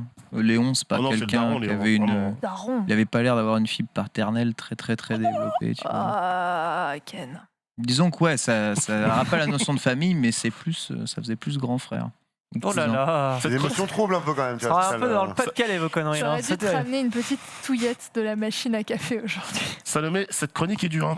Je sais, moi aussi, Cette je chronique est galère. dure. Vas-y, vite, Pour on- finir on avec un finit. personnage dur d'expression, mais avec un cœur tendre, le plus tenace, parce qu'il va résister beaucoup d'épisodes dans The Walking Dead par Telltale. Ah, C'est Lee, évidemment, oui. qui va s'occuper de Clémentine. Alors Lee, on se souvient, il démarre le jeu, il est quand même menotté, il a quand même Alors, tué un type qui a eu le malheur de faire crac-crac avec sa femme. Et derrière, il va croiser la route de Clémentine. Il va vouloir la protéger, il va se retrouver leader d'un groupe de survivants. Et en vrai, Clémentine, ça va devenir sa petite fille, même si la fin, je peux pas en dire plus. Rapidement, c'est terrible. franchement, C'est c'est... terrible. Saison 1, vraiment, il y a un rythme, un rythme vrai déprimant. De chaque épisode se termine par une mauvaise nouvelle comme la série. Hein, vraiment. C'est terrible ce qui est arrivé à Telltale après cet incroyable épisode avec justement Clémentine. Et ensuite, c'est la descente aux enfers, épisode après épisode. Quoi. Tout était magnifique dans ce jeu. Et ensuite, ils ont fait que de la merde. Voilà. Voilà. Voilà. C'est ce que Ken aurait pu dire. Hein. C'est vrai. Mais c'était un super papa. Oui. Ouais. Et dans la séquence, là on le voit pas, mais en gros, enfin, je l'ai pas expliqué, mais en gros, il lui explique, il a besoin en tout cas de Clémentine pour ouvrir une porte, et derrière, elle lui explique, elle lui dit, fais gaffe à toi. Elle lui dit, mais c'est moi qui devrais te dire ça. Elle dit, non, mais fais gaffe à toi. Et bref, il y a plein de petites séquences entre deux avec la complicité qui est absolument magnifique quand on a un cœur. Et ce qu'il ne fallait pas oublier, Sully, évidemment, dans Uncharted. Ah oui, Sully. Qui devient le père de substitution de notre ami Nathan Drake. On a évidemment la relation entre Hades et Zagreus, tout à fait, oui. dans Hades. Et enfin, John Marston dans Red Dead Redemption, quand même, avec Jack. Même si Jack, on le voit à la fin du premier, plus âgé. On le retrouve évidemment grâce à Red Dead Redemption 2 par des petites séquences, notamment la séquence de la pêche qui se termine mal. plus ou moins pour leur chien. Et on voit un petit peu la relation un petit peu compliquée entre le père et le fils. Voilà. Merci beaucoup Nanix de nous avoir fait le tour des bons papas du jeu vidéo, même s'ils ont été tous détruits l'un après l'autre par Ken Bogard. Il est 13h31, on retrouve tout de suite à Watt, c'est l'heure des news.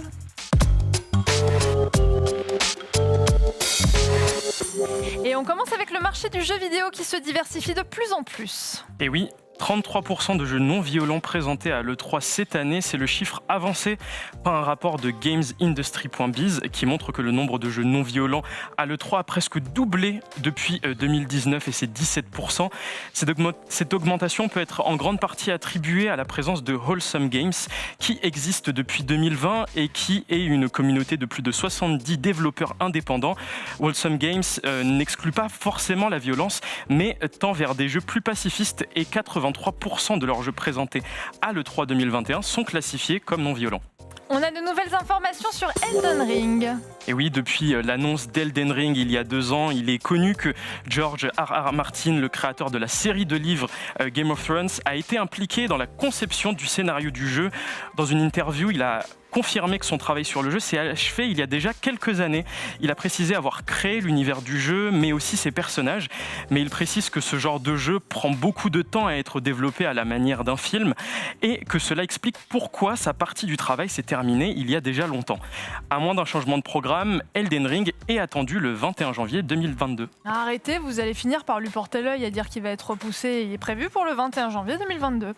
Battlefield 4 renaît de ses cendres. Et oui, Battlefield 4 connaît une renaissance inattendue 8 ans après sa sortie, alors que Battlefield 2042 arrivera sur console et PC dans à peine 4 mois.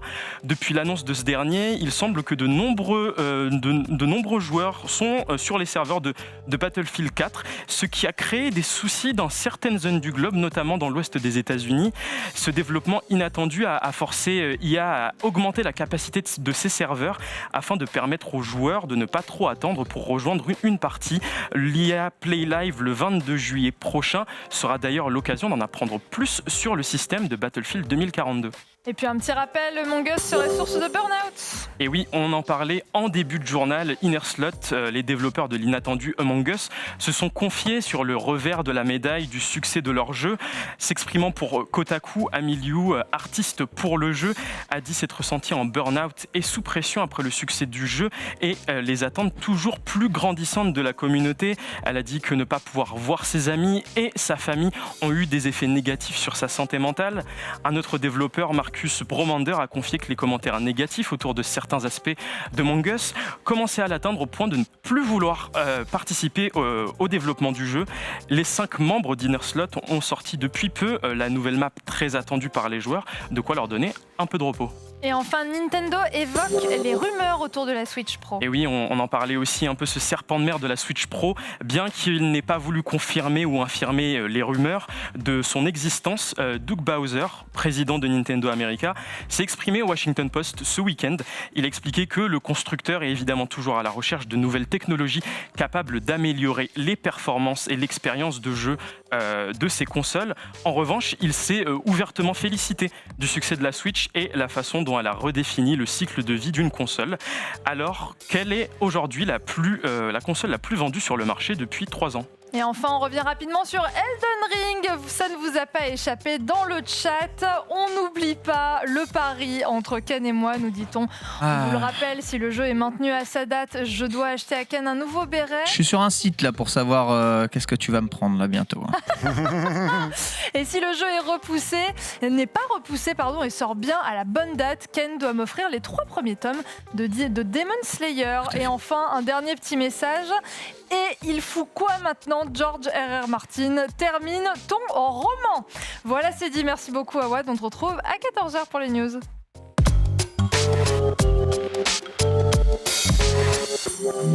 Les fans ont-ils un droit de regard sur les jeux ou alors nous, joueurs, devons-nous la fermer? Hideki Kamiya était très énervé sur Twitter à ce sujet. Ouais. Les fans attendent en vain un nouveau Bayonetta.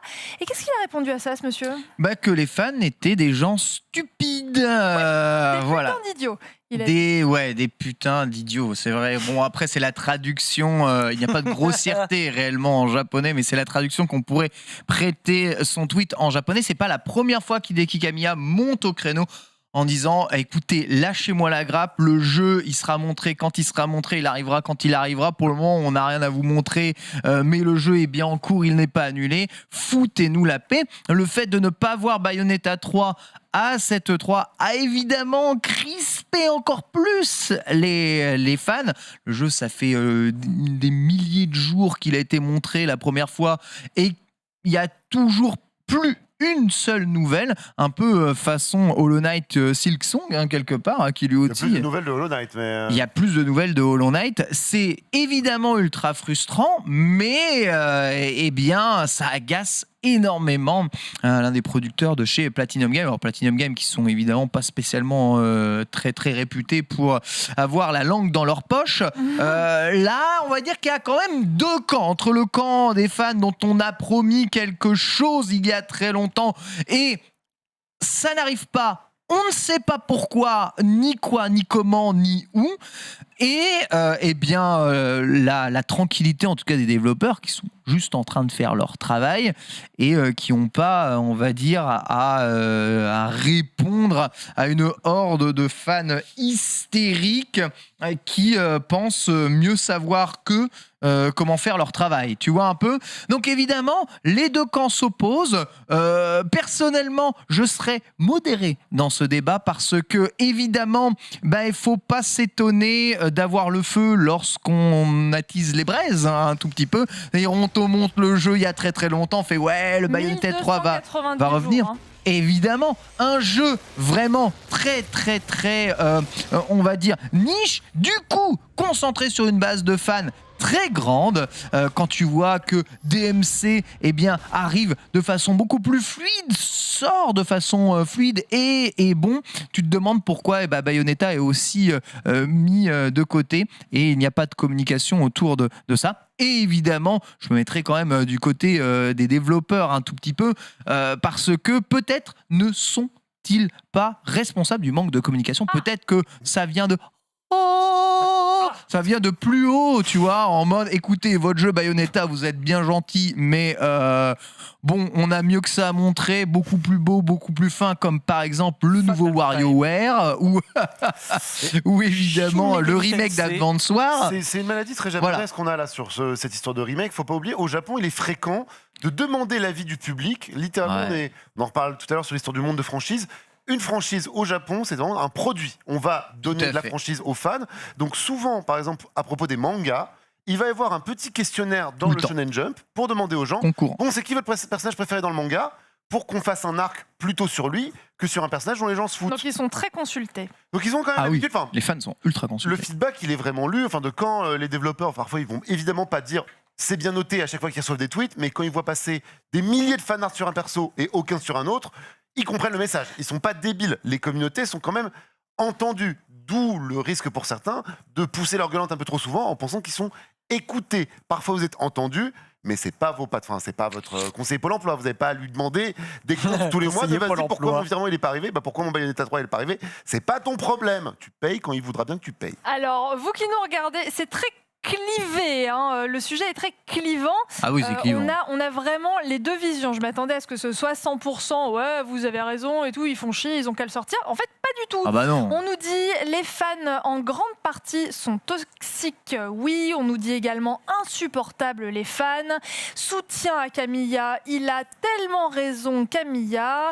Ou encore laisser les artistes bosser. Ce compte Twitter est merveilleux, The Daily Status of Bayonetta 3 et chaque jour, tous les jours. There is no news. On le soutient encore. Tiens, Souzy est toujours là, vraiment content de sa répartie, sérieux.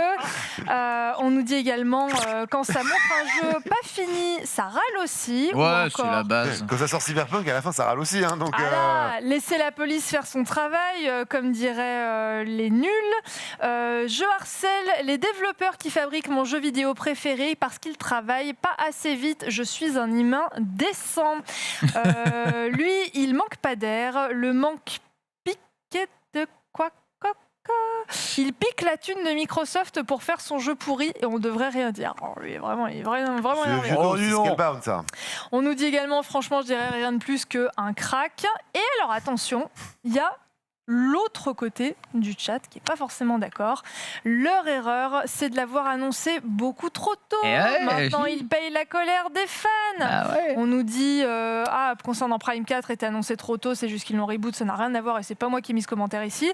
En même temps, les éditeurs teasent les jeux des années en avance, suivi d'un silence radio. On nous dit encore les enfants sont devenus des enfants rois, ou encore peut-être qu'ils prennent le pognon de Nintendo pour finir un autre jeu. TPK, t'en penses quoi? Les enfants sont trop gâtés, vous savez. Enfants trop gâtés, exact. Madame, évidemment, le père est une ordure, mais oui, alors en fait, moi je pense que globalement, le but d'une licence comme ça, c'est de se renouveler le plus possible.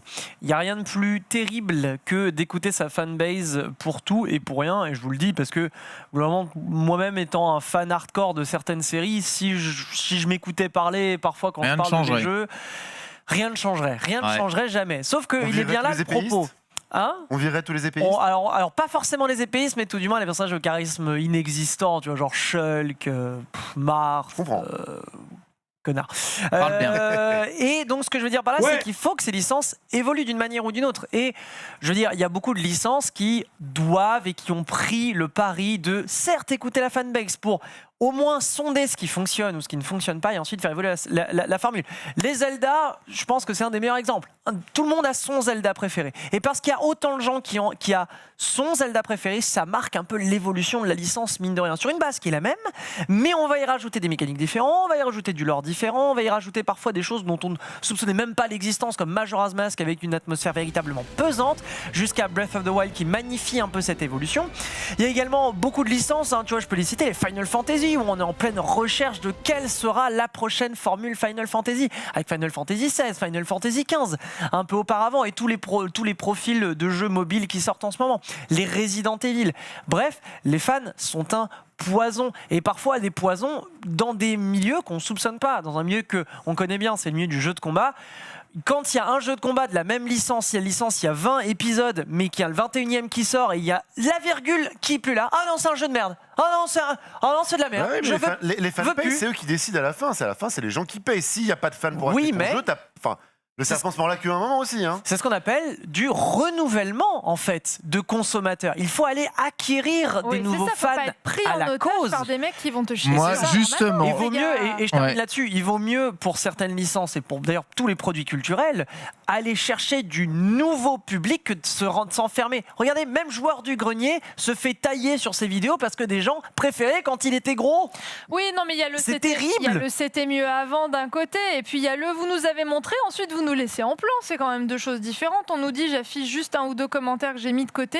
Le jeu met du temps parce que la Switch Pro met du temps. Est-ce que c'est une théorie qui se tient? Est-ce que Bayonetta 3 ça se tiendrait si le jeu n'a pas été annoncé il y a 4 ans. Mais là, arrivé à un moment, ça commence chaud. Après, il y a la théorie qui dit que, évidemment, beaucoup de projets semblent être déplacés pour la prochaine génération en fait, de Switch. C'est aussi une grosse rumeur. N'empêche que la communication a été mauvaise, et quand on est sur du jeu de niche, en vérité, justement, les fans, c'est des gens qui vont acheter le jeu quoi qu'il arrive. Même si le jeu a des changements, les fans, ils vont acheter le jeu. J'ai acheté FF15 alors que rien ne m'attire dans FF15, tu vois. Les fans, ils vont acheter le jeu Bayonetta 3, ils vont l'acheter même s'il y a des changements dans le jeu. En fait, les fans, c'est probablement, malheureusement, ceux qu'il faut moins écouter dans la direction d'un jeu. Le problème, c'est que si tu montres un jeu qui n'a pas la direction, c'est eux qui vont être les plus virulents et casser le plus les pieds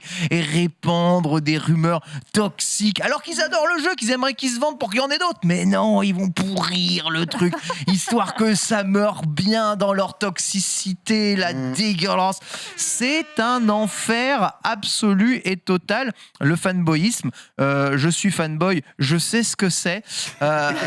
Mais d'un autre côté, je suis désolé, mais vraiment, Platinum Games, c'est une bande de gros branques qui ne ne savent faire littéralement que le même jeu tout le temps. On leur demande de renouveler une licence, on se sent à la 3e épisode. Tu veux la réponse ? Ils savent pas le faire. Donc globalement, Bayonetta 3, vous inquiétez pas, ce sera 2+1, same du début à la fin. Voilà. On voit la gueule de leur Babylon Soul, effectivement. Ils ont un peu oublié de non. développer des jeux. Oh, mais, quand même, de toute façon, vous prenez pas la tête, vous aurez du Bayonetta, le jeu va faire un four financier total, juste parce que disons que les fans de Bayonetta, ils ont l'air pourris, donc le jeu a l'air pourri, ça c'est relation cause à effet. Une petite polémique progressive, parce que Bayonetta est un personnage trop sexy, trop d'il y a 10 ans. Voilà. On va pas relancer ce truc-là. Ah non, mais il va être compliqué.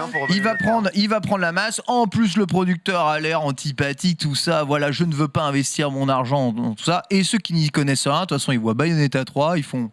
Bon, allez, je vais acheter Mario. 10 ans. Voilà. On vous a posé la question sur Insta, on se demande justement si vous attendez ou pas Bayonetta 3. Est-ce qu'on peut afficher les résultats du sondage ? Let's go. Non, à 72%, normal que le monsieur soit un peu vénère, il se fait chier dessus, alors que 30% des gens qui nous répondent en sondage attendent le jeu. Donc quand même, ça veut dire quelque chose. Bref, si vous avez souffert de la chaleur, réjouissez-vous, la nouvelle update de... Coucou. La nouvelle update. Mais il mangeait son biscuit, genre, il est satisfait, genre, et hop, à la fin, je prends mon biscuit. Laissez-le manger tranquillement. La nouvelle update de Microsoft Flight Simulator ajoute de belles vues scandinaves, Suède, Norvège, Islande et Finlande. C'est déjà dispo sur PC, ça arrive le 27 juillet sur Series.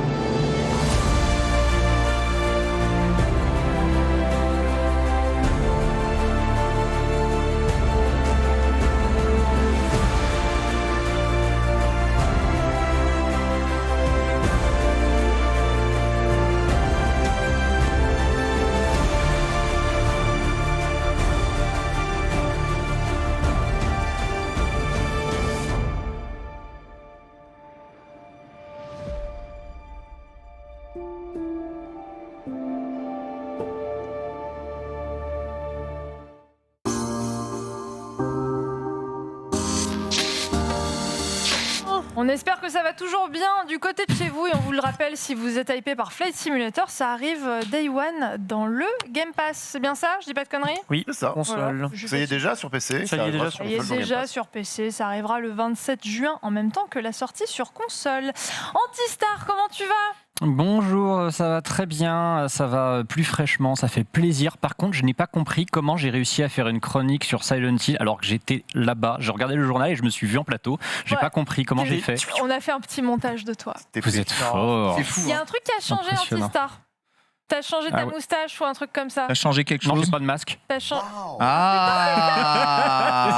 C'est ça. On se redécouvre tous. Hein, Mais c'est vrai. oui. Salomé, est-ce que tu m'as déjà vu sans masque? Bonjour, en vrai? ceci Ouais, notre à la vrai rédac, visage. mais, Ouais, voilà. Mais sinon, oui. C'est à ça que Tu vois, c'est pour ça. Ok, C'est ça que très je bien. C'est encore plus beau que dans mes rêves, Antistar. Oh. Ça te va bien de ne pas porter le masque. Aujourd'hui, tu es venu puisque le jeu The Last of Us 2 a fêté ses 1 an, le jeu, on le rappelle, préféré de Ken Bogard.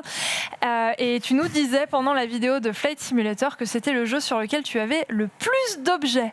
Donc commence quand tu veux. Je crois, ouais. C'est assez improbable parce que c'est un jeu dont j'ai pas de press kit et pas de version promo. Mais alors j'ai une quantité de bordel sur ce jeu, c'est inimaginable. Je sais même pas dans quel ordre je vais le faire. Donc j'improvise, je fais au mieux. Je vous ai déjà amené le très très gros collector américain du jeu. Il y a 2 collectors. Il y a le collector qui est sorti en France et le collector américain qui contient la même chose que le collector français. Sauf qu'il y a 2 objets en plus dedans qui lui sont totalement exclusifs. Non mais t'es un malade, j'adore. Le sac de Ellie, c'est une réplique exacte du sac qu'elle porte sur elle dans le jeu. On le voit avec notamment le petit badge. pins qu'elle récupère dans un certain chapitre. Wow. Je ne spoilerai pas. Ça, c'est vraiment le sac qu'elle a dans le dos. On le voit de toute façon durant le jeu. Et l'autre exclusivité, donc dans le sac, il y a pratiquement toute ma chronique, je le montrerai après. Et l'autre exclusivité, c'est un vinyle dont la pochette présente le visage de Ellie tel qu'on le voit sur la jaquette. Et à l'intérieur, donc c'est une pochette qui s'ouvre comme ça. D'ailleurs, nous avons le visage de Abby dans le trailer de la Paris Games Week. Tellement bien. Et c'est un très joli vinyle bleu transparent avec le tatouage d'Ellie comme symbole au milieu. C'est ultra canon. Sachant que, puisque je parle de vinyle, et après je vous montrerai le reste du contenu du collector, mais ça c'est donc ce à quoi on n'a pas eu droit en France, ce vinyle et ce sac. C'était. Alors moi je l'avais précommandé chez Amazon US, il m'avait coûté $220 plus le port et la douane. Je m'étais fait bien plaisir, mais il est introuvable et je m'étais fait avoir avec celui du premier de Last of Us qui avait une figurine de Joel et Ellie à l'époque qui maintenant coûte 500-600 €. Je me suis dit, je me fais pas avoir Ah deux oui, fois. c'est vrai, tu nous en avais Voilà, parlé. cette fois je le prends. Donc ça c'est le vinyle qui était exclusif. Je mets les trucs derrière, je les récupérerai après. Il faut savoir que le premier objet officiellement sorti sur The Last of Us 2, c'est un vinyle justement, qui était un vinyle de précommande dans lequel il y avait la chanson notamment qu'on entend dans le trailer avec le bal. Ah oui. C'est également donc une pochette qui se déplie. De l'autre côté, on a le fameux visuel avec Ellie et son fusil dans la forêt. Moi, j'aurais préféré que ce soit ça sur la jaquette. J'ai toujours trouvé que c'était très très joli comme visuel. J'aurais préféré avoir ça comme jaquette. Et nous avons un autre vinyle bleu. C'est pas tout à fait le même bleu. Il est un peu plus marbré celui-là. Et nous avons là le couteau d'Ellie qui est sur le label au milieu. Canon. Voilà. Ça, c'était un vinyle promotionnel vraiment qui contenait 2 titres qui étaient les 2 seuls connus de l'OST à cette époque-là. Il est sorti pratiquement 1 an avant le jeu. Donc ça, c'était le tout premier produit sorti officiellement, brandé The Last of Us 2. Maintenant, qu'est-ce qu'il y a dans ce collector? Il y a cette figurine qui a tant fait parler d'elle parce qu'elle est très bien faite, sauf le visage d'Ellie qui est absolument horrible. Ah bon? C'est-à-dire que le décor, ça va, le design... Je vais monter un peu pour le visage, là, vous allez pleurer un peu. Bon. Ah oui, Voilà, il est un le peu visage, derp, le visage, ça va pas. Le visage des figurines, ça va jamais. Un strabisme. C'est ça. Ça va. Encore pire que le mien. Pour le coup, le reste, c'est très précis, c'est bien modélisé, jusqu'au placement produit Converse au niveau de ses pieds qu'on voit très bien. J'ai dit Converse, donc je vais dire aussi Nike, Adidas. Non, on n'est pas en télé, on s'en fout. C'est fou, allez hop, bon, c'est pas grave. Voilà, le fameux sac derrière que vous pouvez voir, qui est donc la reproduction. Cette figurine, elle est dans les 2 collectors, l'américain comme le français.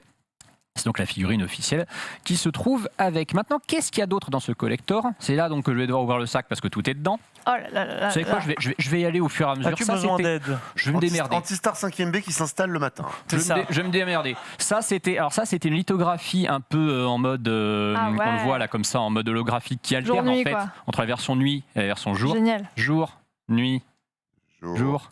Nuit. C'est stylé. J'adore ces trucs. Je vous ai piégé. C'était limité à 5000 exemplaires, c'est magnifique. C'était le bonus de préco Fnac, je crois.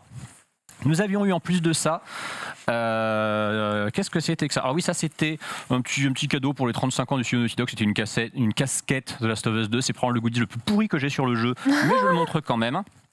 Il y avait eu une édition qui était exclusive Amazon avec un petit fourreau et un steelbook que j'ai gardé neuve, et quand je vois le prix auquel elle se vend, j'ai bien fait.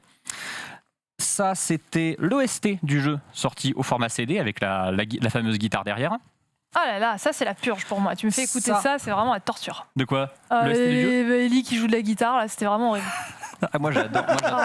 Vous avez un vrai guitariste qui n'a pas eu le plaisir de à chaque fois j'étais, allez vas-y c'est bon, arrête de faire ton passage émo là. C'est une ado. Ça peut te rassurer, dans l'OST, il n'y a pas les chansons d'Ellie. Voilà, Bon, c'est bah uniquement voilà. les compositions Voilà. orchestrales de Gustavo Santaolalla. T'as Et combien, voilà, de des McQueen. gens combien de qui fois ont le du goût. jeu, la galette du jeu, tu l'as joué 4, je crois. Ok. Ça, c'est l'édition spéciale qui est toujours l'édition cartonnée dans laquelle on a un steelbook et un artbook. Donc le steelbook avec Ah Kaby d'un là. côté et Lee de l'autre, le petit artbook. Ah, Voilà. c'est chouette. Sachant qu'ils se sont pas foulés pour une fois, ils ont mis le design de la jaquette normale sur l'édition spéciale, ce que je trouve pas terrible. Déjà que j'aime pas Oui, cette jaquette. c'est pas la meilleure jaquette. Le jeu normal, neuf, ça, c'est à chaque fois comme ça. Sachant que ce jeu ayant une jaquette réversible, je me suis donc fait chier en acquérir un deuxième exemplaire. De toute façon, il a été soldé plein de fois parce qu'il a une jaquette réversible et c'est toujours sympa les jaquettes réversibles. Un disque qui a. Tu l'as en combien d'exemplaires de Last of Us, du coup, le jeu? En comptant ma version US de collector. 4. Moi, je te dis 5 fois Wow. en tout. 5 fois quand Raisonnable. même, oui. Ah C'est bah. raisonnable. Pour un jeu sur lequel j'ai passé 180 heures, c'est raisonnable. Nous avions eu un casque The Last of Us, dont voici la boîte qui est énorme. C'est là qu'on voit que le sac est bien foutu. Donc voilà, c'est un casque que j'ai autour de moi. C'est le casque officiel PlayStation. Je l'ai utilisé, hein, c'est mon casque de tous les jours. D'ailleurs, il commence à être râpé. À l'intérieur, il y a le design du tatouage d'Ellie, si vous voyez là. Ah ouais. Ah, Je pense que je disais, Les petits subtils. Gros sens du détail. Nous avons eu en plus de ça des trucs qui tombent, Ah, c'est et un normal. porte-clés qui a dû tomber. Non, c'est ces fameux pins qui sont Ah, sur le sac sac qui à ne dos. tiennent pas. Je les mets toujours à l'envers parce que sinon ils se barrent, c'est une catastrophe. Donc je le remets à l'intérieur. De toute C'est façon, con j'ai pour d'autres un trucs sac à à dos à l'intérieur. 200 balles. C'est très très con. c'est vrai. ça. Nous avions eu, alors ça c'est la boîte, je vais le récupérer. Il y avait eu un disque dur officiel Mais non. What avec le logo de Last of Us dessus que j'avais récupéré, qui est le disque dur externe de ma PS4. Ça, c'était pas. un petit tote bag de Last of Us Part 2, donc encore une fois le design du tatouage de Ellie dessus. Quand je vous dis que j'ai beaucoup trop de trucs sur ce jeu, il y a la boîte qui doit traîner quelque part. Oui, la manette de Last of Us 2 aussi. Il y a eu Ah. le DualShock 4 Oh, elle est de Last of chouette. Us 2, avec toujours le design du tatouage qui est notamment ici, je crois, si je dis pas de Très bêtises. belle. Voilà. Après ça, parce que évidemment je suis loin d'avoir fini. Alors la poche principale, je l'ai vidée. Maintenant, c'est la petite poche avec les petits goodies. C'est la pire de toutes. Parce que donc c'est là qu'on a le contenu. Ah oui, tiens, le disque dur il ressemble à ça. Donc vous voyez, c'est un petit Seagate 2 Tera hein, avec toujours le logo dessus. 2 Tera quand même. 2 Hein. Tera, ouais, c'est mon disque dur externe. Ma PS4 Pro, Il y allait littéralement, un peu fort sur les goodies quand même. Ils 4 ont senti qu'il y Tera. avait de la demande. Il y a eu de la il y avait des grosse gens comme toi pour demander. il y Hein. a eu de la grosse demande. Il y a des gens comme moi exactement qui se sont J'avoue. jetés dessus. Attends, ça me sert. Hein, le disque dur, c'est mon disque dur externe. Le casque me sert. Le sac me sert. Donc finalement, j'utilise ces objets. Il aurait pour le suffi coup. d'attendre le Prime Day sur jeuxvideo.com. tellement- Ouais, bah pas pour le collector à 220 balles. Hein. Je peux te dire, lui, on l'aurait pas revu. Qu'est-ce qu'il y avait d'autre dans ce collector? Il y avait 2 minutes, ça va le faire, on va y arriver. Il y avait des pins, Yes. avec notamment le fameux panneau stop qui est celui qui avait révélé qu'est-ce que c'était Eh que oui, ce fameux trailer. le trailer C'était de de Last l'E3. of Us 2. Il y a ce petit diorama avec un mot de Neil Druckmann qui promet que ses équipes n'ont pas fait de crunch. Non, je sais plus ce qu'il dit Non, dedans. vraiment Non, je sais plus ce qu'il dit Connerie. dedans, mais en tout cas, il dit que voilà, il y a une équipe de passionnés, qu'il est heureux d'avoir réussi à amener ce projet à terme. Et donc, il reste une flopée de Ouais. petites Je merdouilles le fais pas là-dedans. C'est ça que ça touille, hein. Un patch à mettre sur votre sac, ce que je n'ai pas fait. Des stickers de Last of Us et Naughty Dog à mettre sur votre console ou autre, ce que je n'ai pas fait. Quelle idée. Ça vient du collector, hein, ces trucs-là. Ça ne vient pas du collector, c'était un petit tour de cou. Pour une mettre fois- son badge. Ouais, une fois Sony m'a envoyé un carton avec plein de goodies, je les ai récupérés. Ça, par contre, c'est très sympa. C'est une réplique du bracelet de Dina que Ellie porte dans le jeu. Ça fait partie du collector également. C'est très bien C'est fichu. une main de Fatma pour Oui. le vrai. C'est une main de Fatma, sachant que Dina est censée être de confession juive. C'est Oui. un petit peu curieux. Oui, la main. Non, il y a oui. aussi la main. Il y a aussi pour dans le judaïsme. Il y a- La main de D'accord. Fatma, il y en a partout. hein. Bon, bah alors désolé pour l'inculture totale. Non, Je croyais non, vraiment que c'était Mais lié à c'est la pas la religion main de musulmane. Fatma exactement. Je C'est crois ça. qu'il y a une différence du nombre de doigts. Ou... Ça, cette espèce de petit mousqueton, c'était le porte-clés de précommande de Micromania. Nous avions également un sticker avec le tatouage qui était aussi dans le collector. Nous avions, C'est un décalcome à la barre? ouais, un peu, ouais. Nous avions des Allez. petits badges comme ça classiques à mettre sur le sac. Et nous avons eu, toujours dans les goodies que Sony a filé qui n'étaient pas dans le collector, parce que tout ça n'est pas dans le collector quand même, des petits Mediator The Last of Us pour Bien nous dire sûr. que vraiment on est bien dans la thématique de jouer de la guitare. Stylé. Voilà, Allez, dans les la- médiators. Ils sont plutôt fins. C'est pas Ah des. ouais, voilà. ouais, bah c'est ouais, bon. Qui est dans, Ok. dans leur petite pochette. C'est pour ici. jouer comme Ellie, quoi. Tu joues Ah ouais, c'est pour jouer au Wonderwall. Je la crois- mineure c'est d'eau pour sol jouer au Wonderwall, à c'est la ça. Ah, folk. c'est pour jouer au Wonderwall ou du Green Day. Je crois que j'ai tout montré sauf un objet. Oui, il me reste 2 objets à montrer, j'ai le temps. Il Bien me sûr. reste l'artbook du jeu qui est sorti chez Omake. Donc un bel artbook qui coûte 35 € que vous pouvez choper sur le site de Maquet. Évidemment, cet artbook a eu son édition limitée qui n'est plus disponible, qui est dans un gros coffret qui coûtait 55 € quand même, hein, où vous aviez le livre et Ah là là. il devait y avoir une lithographie avec. Dernier objet qui est sorti en date. Attends, j'ai juste un commentaire à afficher. Vas-y, Je vais je t'en prie, l'afficher je et t'en on ne prie. le commente pas. Fais voir. Ah Ça serait de très mauvais goût. Voilà.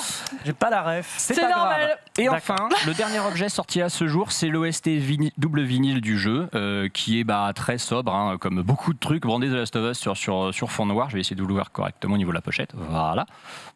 C'est un vinyle noir, hein, celui-là, il n'y a pas grand-chose à montrer dessus. Pas de press kit, puisqu'ils avaient juste envoyé une espèce d'énorme caisse en métal rouillée de partout qui fait la taille de ce bureau aux très gros influenceurs. Donc moi, je ne l'ai pas eu. Et il y avait quoi dedans ? En fait, ce qui est marrant, c'est qu'il y avait pratiquement que des trucs qui sont là-dedans. C'est-à-dire, il devait y avoir le casque, il devait y avoir la manette, peut-être la PS4 Pro Last of Us 2 qui est sortie, qui est le seul truc que j'ai pas acheté parce que j'avais déjà 500 millions, ça me suffisait. Ah oui, et puis elle vaudra plus cher dans quelques années. Ouais, voilà. Et c'est à peu près tout. C'est déjà bien. Et je vous rassure, c'est un jeu que j'adore. Parce que sinon, ça m'aurait fait chier. De ouf. Vous avez fait la solution sur jeuxvideo.com pour ceux qui se demandaient les 180 heures. Voilà, c'est vrai que j'ai fait la solution du jeu pour jeuxvideo.com, effectivement. Voilà pour tout ce qui est sorti sur The Last of Us Part 2. Et encore, je n'ai pas amené mes PLV qui sont énormes. Bien sûr. PLV en plus. Et je rappelle que ce collector, j'ai le français qui fait pratiquement la même taille avec l'espace du sac en moins. Ken, s'il ne fallait garder qu'un seul goodies de tout ce qu'Antistar nous a présenté sur un jeu que tu as beaucoup aimé. Je pense l'artbook collector. Moi, je suis très livre et j'admire en tout cas toute la direction artistique et le travail artistique qui a été fait sur ce jeu. Même pas des TPK, un goodies. J'aurais peut-être dit des chaussures de rando pour s'accroupir encore mieux. Alvin. La casquette pour l'offrir à Ken. La casquette pour l'offrir à Ken, puisque tu pars du principe qu'Elden Ring sera maintenu à sa date et que donc Ken a besoin d'un nouveau chapeau. Merci beaucoup Antistar d'être venu. Les bras et le dos chargés, bon courage pour amener tout ça et pourvu qu'il ne pleuve pas. Quant à nous, on retrouve tout de suite à Wally. 14h, c'est l'heure des news.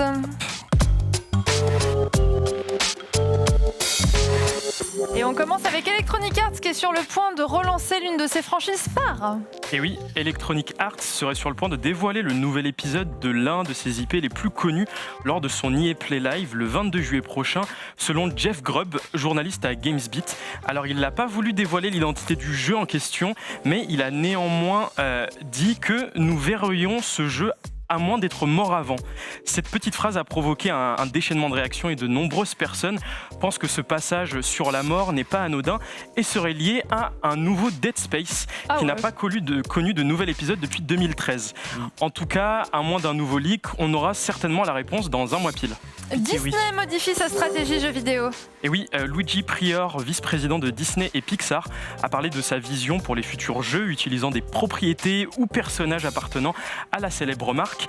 Il a déclaré qu'il y a 10-15 ans, la pensée dominante à Disney était de faire des jeux calqués sur ses nouveaux films, mais que ce n'est plus le cas aujourd'hui.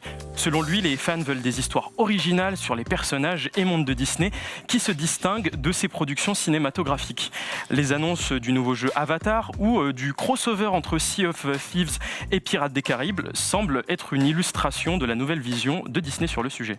Un nouveau Castlevania serait en approche. Oui, le 18 juin, un certain Castlevania Advance Collection a été repéré sur le site de classification des jeux en Australie. L'organisme a classé le probable titre M, mêlant fantasy et violence, mais Konami n'a de son côté encore rien annoncé. En attendant, les rumeurs courent que ce jeu serait une compilation de Castlevania Circle of Moon, Harmony of Dissonance et Aria of Sorrow, sorti sur Game Boy Advance entre 2001 et 2003. Aucune plateforme a été mentionnée pour le moment, mais on devrait rapidement en savoir plus.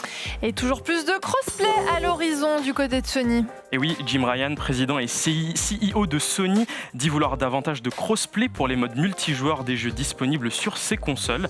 Il a déclaré dans une interview accordée à Axio que Sony supporte et encourage le crossplay alors que cette option est disponible sur certains jeux comme Fortnite, Rocket League ou Destiny 2.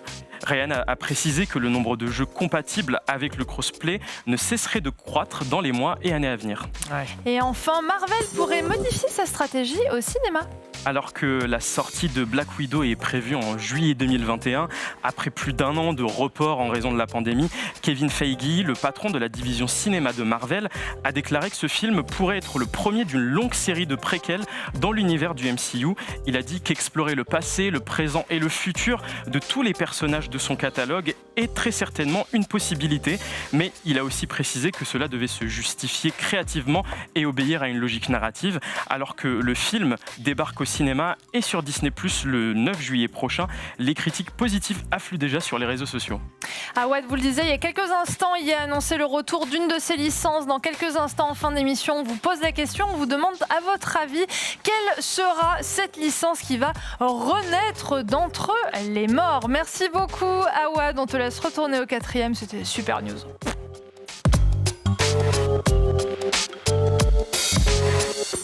Va-t-on vers la fin du tout multi, la mode du multi compétitif? On a l'impression que ça commence à se terminer. Les Battle Royale, Laurent, Alvin, qu'est-ce que t'en penses de tout ça? T'étais plein de sel ce matin quand on parlait de multi. Un peu de sel, c'est un sujet qu'on a bien repéré dans cette E3. Une absence remarquée, aucun Battle Royale. Moi, je pense qu'on reprenait l'E3 d'il y a 2 ans.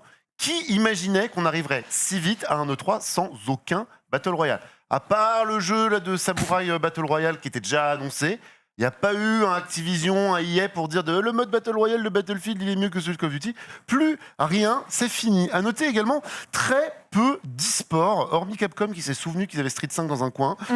Personne n'a tenté de nous convaincre sur scène qu'ils allaient lancer la nouvelle sensation compétitive avec des licences très chères, des joueurs très bien payés, des opportunités business extraordinaires, parce que vraiment, le jeu compétitif et l'e-sport, c'est avant tout la passion pour le pognon et pour les belles valeurs du sport derrière. On n'a pas eu droit à ça du tout à cette E3. Non. On a eu droit au jeu coop. Voilà, tout le monde a vu Valorant se vautrer, voir que Blizzard ne sait plus quoi faire de son Overwatch jeu, parce qu'en plus leur ligue étaient trop chères, que personne ne veut voir du Teamfight Tactics compétitif parce qu'on s'endort un petit peu. Vous avez dit qu'il avait du sel là. C'est terrible, c'est terrible. C'est terrible ce qu'il est en train de dire là. Tout a été validé pour moi par cette E3. On est arrivé sur le jeu casual, le canapé sympa de le confinement nous a fait redécouvrir qu'on a des potes, qu'on les voit en vrai ou qu'on joue avec eux. L'important c'est d'avoir des potes. Vive l'amitié, à bas la compétition.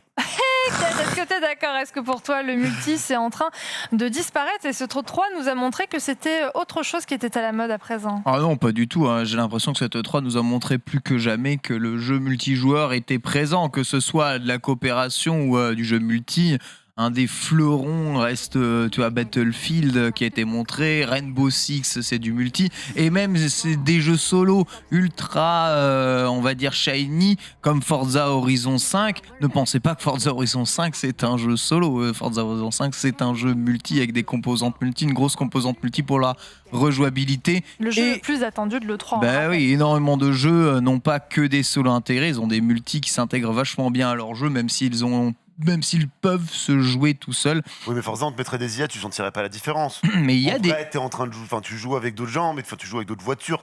C'est pas l'émotion des vrais gens, c'est pas la compétition. Bah si, parce que tu comprends bien que les vrais gens se comportent pas justement comme des IA. Et d'ailleurs, dans Forza, les IA simulent les performances de leur gamer tag. Donc en fait, je peux croiser Panta, Pentaro, voilà, tu les vois ici hein, avec leur nom marqué dessus. En fait, ce sont des IA, mais en fonction de tes résultats dans Forza, de ton niveau de compétition, bah tu vas avoir certaines IA qui vont être meilleures que d'autres. Elles sont vachement bien faites les IA dans Forza, mais une fois que tu as des vrais joueurs, ça n'est vraiment pas autre chose. Et les compétitions sur Forza... L'IA simule tes amis. L'IA simule tes amis, ouais, c'est ça. Toutes les IA que tu as croisées dans tes jeux, elles portent le nom gamertag de ça. Et ça vous excite, on est arrivé au point de vous avez des amis, mais vous n'avez pas vraiment vous n'avez pas envie d'interagir avec eux, donc vous avez des IA de vos amis. Pour que vous ayez l'impression d'être vos amis. Te donne le sentiment de les battre, ouais. Avoir une Mitch après avec l'IA. Excellent.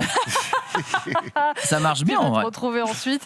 Qu'est-ce qu'on nous dit? La moitié de l'E3, c'est des jeux de coop à 4. C'est vrai que ce qui est sorti de cette E3, c'est qu'on a ressuscité pour le coup les jeux de coop entre copains. Qu'est-ce qu'on a eu? On a eu Rainbow Six Extraction, 15 minutes lors de la conférence d'Ubisoft. On a eu Back 4 Blood, Redfall, Contraband. Est-ce que ça vous excite ce retour du coop? Et est-ce que vous aviez senti venir ce retour de hype, TPK? Ouais, alors on l'a vu venir par le prisme de l'abandon du BR. Le BR, du BR, le Battle Royale. J'ai eu du beurre. Pas du beurre. On n'abandonne pas le beurre. Jamais. Non, du BR, parce que tout le monde a bien compris que le BR, c'est très complexe si tu t'appelles pas PUBG, Fortnite, Apex, l'un des trois. Tout le reste, on s'en fout, c'est ce qui s'est fait. Ils ont la main mise, ils ont gagné. Essayé, ça ne marche pas. Les BR, il faut arrêter d'urgence parce que ça ne fonctionne pas. Call of Duty s'y tient avec Warzone, il y a un Pokémon qui arrive et c'est probablement les seuls contenders qu'on a. Bien.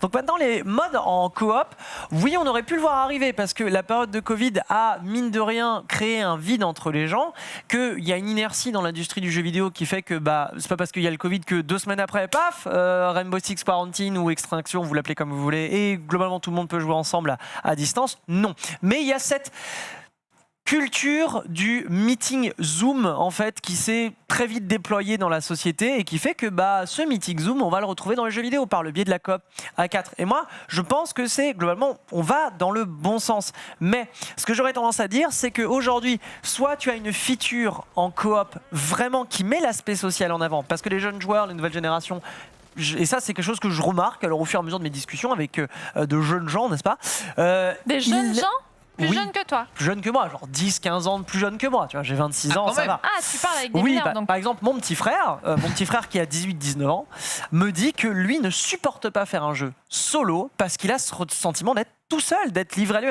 Lui veut créer quelque chose. Il va être connecté aux gens par le prisme du jeu vidéo. Et le jeu le solo, fait sur YouTube. En fait, a tendance à on va pas dire s'édulcorer dans les jeunes générations, mais quasiment, où on veut être vraiment ultra connecté aux autres. Donc cette dimension de l'attention, ça en vrai de pas supporter d'être une heure sans interagir avec une seule personne, à écouter un scénario. Non mais je pense que c'est ça et je peux comprendre et de toute façon moi j'ai des phases dans ma vie. TikTok, ça va être un enfer, ça va être cassé. Moi j'ai des phases dans ma vie où j'ai pas envie de jouer à des jeux multi parce que j'ai envie d'être tout seul dans mes jeux solo et il y a des fois où j'ai pas du tout envie de faire des jeux solo parce que merde, j'ai envie de m'amuser avec des potes, tu vois, et ça peut durer des semaines. Moi j'ai jamais envie de m'amuser avec des potes. C'est vrai ?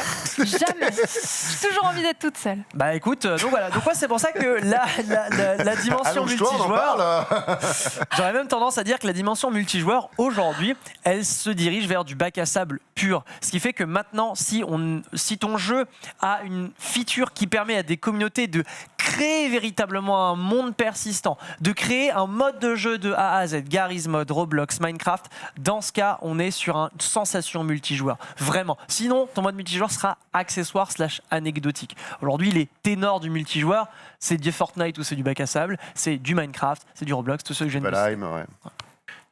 Vers la fin du multi, vers l'avènement de la coop, vers l'avènement du solo également. C'est triste, hein, faire un jeu seul, c'est aussi se rappeler peut-être un peu l'isolement, la solitude. C'est pas quelque chose de très drôle. Moi, j'aime autant les jeux solo que les jeux multi. Autant j'aime des jeux solo parce que j'aime des grandes licences de jeux qui sont comme ça. C'est un peu l'héritage que j'ai du jeu vidéo des années 80-90, de là où je viens. Mais si je veux retrouver un regain d'intérêt dans un jeu, avoir un jeu qui me suit sur la durée, c'est clairement pas vers un jeu solo que je vais me lancer et que je sais que je vais pas m'intégrer. Je comprends les jeunes. Si t'as pas un jeu où tu peux jouer souvent, pas cher, et en plus avec du monde ou sans du monde, t'en fous, mais au moins avec des gens, le jeu ne présente que peu d'intérêt. C'est vraiment un loisir de riche de claquer 80 € dans un jeu de 10 heures, hein. Vraiment, hein, sincèrement, et c'est pas du tout en phase avec le jeu vidéo moderne. Mais lire un livre, j'ai envie de dire, n'est pas spécialement en phase avec non plus la consommation, on va dire, moderne de la lecture. Là où on lit énormément d'articles sur Internet, où on lit avec des interactions, où il y a plusieurs façons de lire les choses avec des images et tout, le jeu vidéo, c'est un peu pareil. C'est pas parce que les jeunes préfèrent jouer à des jeux multi que le jeu solo va disparaître, puisque la population aussi, qui comme moi vient des années 80, qui adore ce genre de jeu, qui ont grandi aussi avec, voit le jeu solo se développer, aller encore plus loin, se cinématographer de plus en plus. C'est très barbarisme, pardon, mais vous avez compris ce que je veux dire. Donc ça apporte aussi évidemment énormément d'intérêt à tout ça. Et puis il y a les RPG, les jeux de rôle de plus en plus grands. C'était Skyrim ici, évidemment Starfield en ligne de mire, qui sont quand même des jeux solo où tu as une expérience de jeu qui est renouvelante et assez imprévisible. Mais Mais vraiment, je pense que le jeu YouTube, ce que j'appelle vraiment le jeu YouTube, c'est quelque chose que les gens ne veulent plus trop voir. Il faut des composantes multi dans les jeux. Et c'est pour ça que Pokémon traverse les âges. Non, je pense pas qu'il faille une composante. J'ai affiché un commentaire qui disait exactement ça. Donc, le parfait mélange pour toi, c'est Pokémon. Tu joues. T'as envie de jouer tout seul, tu joues tout seul. T'as envie de jouer avec tes potes, tu joues avec tes potes. T'as envie de. C'est pas une dimension multi qu'il faut, c'est une composante sociale. Ouais, c'est exactement ça. Faut du partage, de l'interaction. Le multi pour rien, c'est chiant. Tu vois, le multi, s'il faut mettre du multi. Non, les gens veulent une façon de se connecter et de partager, d'échanger. C'est ça qu'on cherche. C'est pas du multi à proprement parler, c'est du social. Et Salomé, je t'ai vu partager ton petit screen de Demon's Soul, ton petit screen de Days Gone avec le bouton share de ta PlayStation. Toi aussi, tes jeux solo, tu veux les partager avec d'autres, partager tes expériences avec d'autres. Donc tu es dans ton jeu solo un peu multijoueur. Pas la même chose. Je veux pas jouer avec quelqu'un, je veux pas jouer avec une IA, je veux pas jouer avec des potes.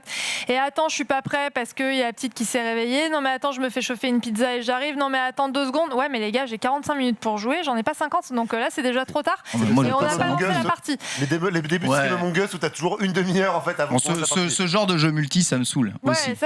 Ça marchait avant, là maintenant ça marche plus du tout. Et je suis beaucoup plus jeu solo.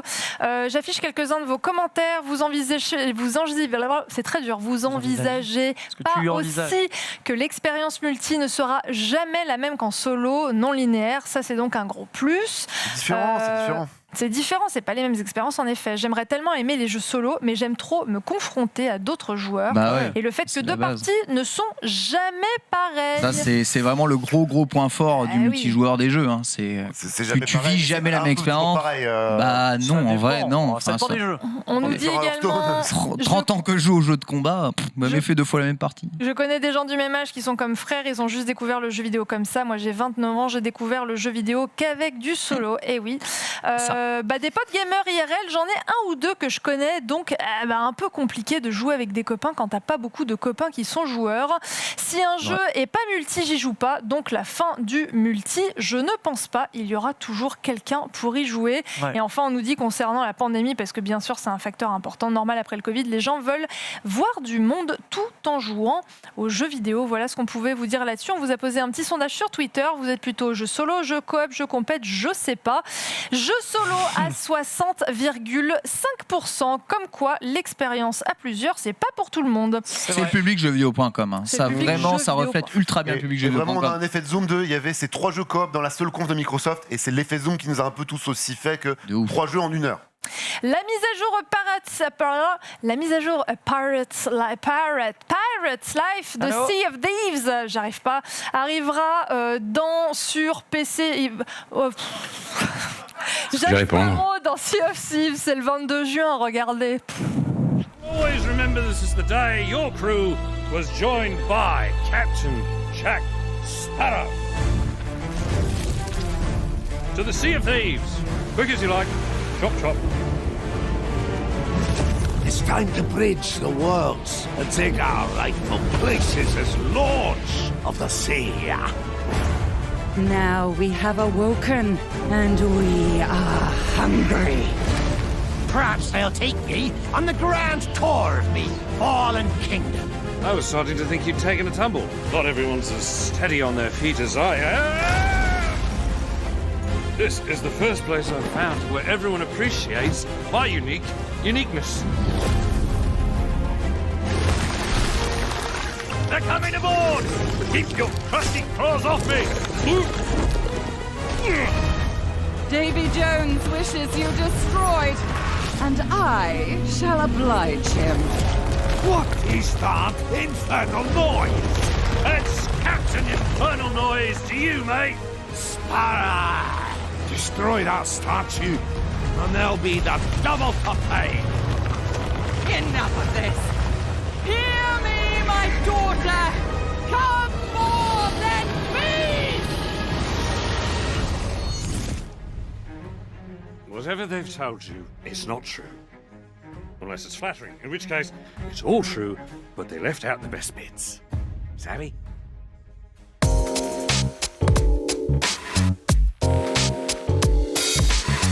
Plus que quelques minutes ensemble dans ce journal. Tout à l'heure, souvenez-vous, Awad nous a parlé d'Electronic Arts qui souhaitait ressusciter l'une de ses licences. À votre avis en plateau et à votre avis dans le chat, et j'affiche vos réponses, de quelle licence va-t-il s'agir, TPK ? Je pense qu'il est plus que temps qu'Electronic Arts prenne ses responsabilités. J'en appelle à vous autres gamers, gameuses qui nous regardez depuis déjà tant de semaines différentes. Je sais que vous avez cette licence au bord de la gueule puisque c'est une licence majeure pour le milieu du survival horror jusqu'à sa 3e itération, qui est une itération plus que dispensable et oubliable, vous en conviendrez.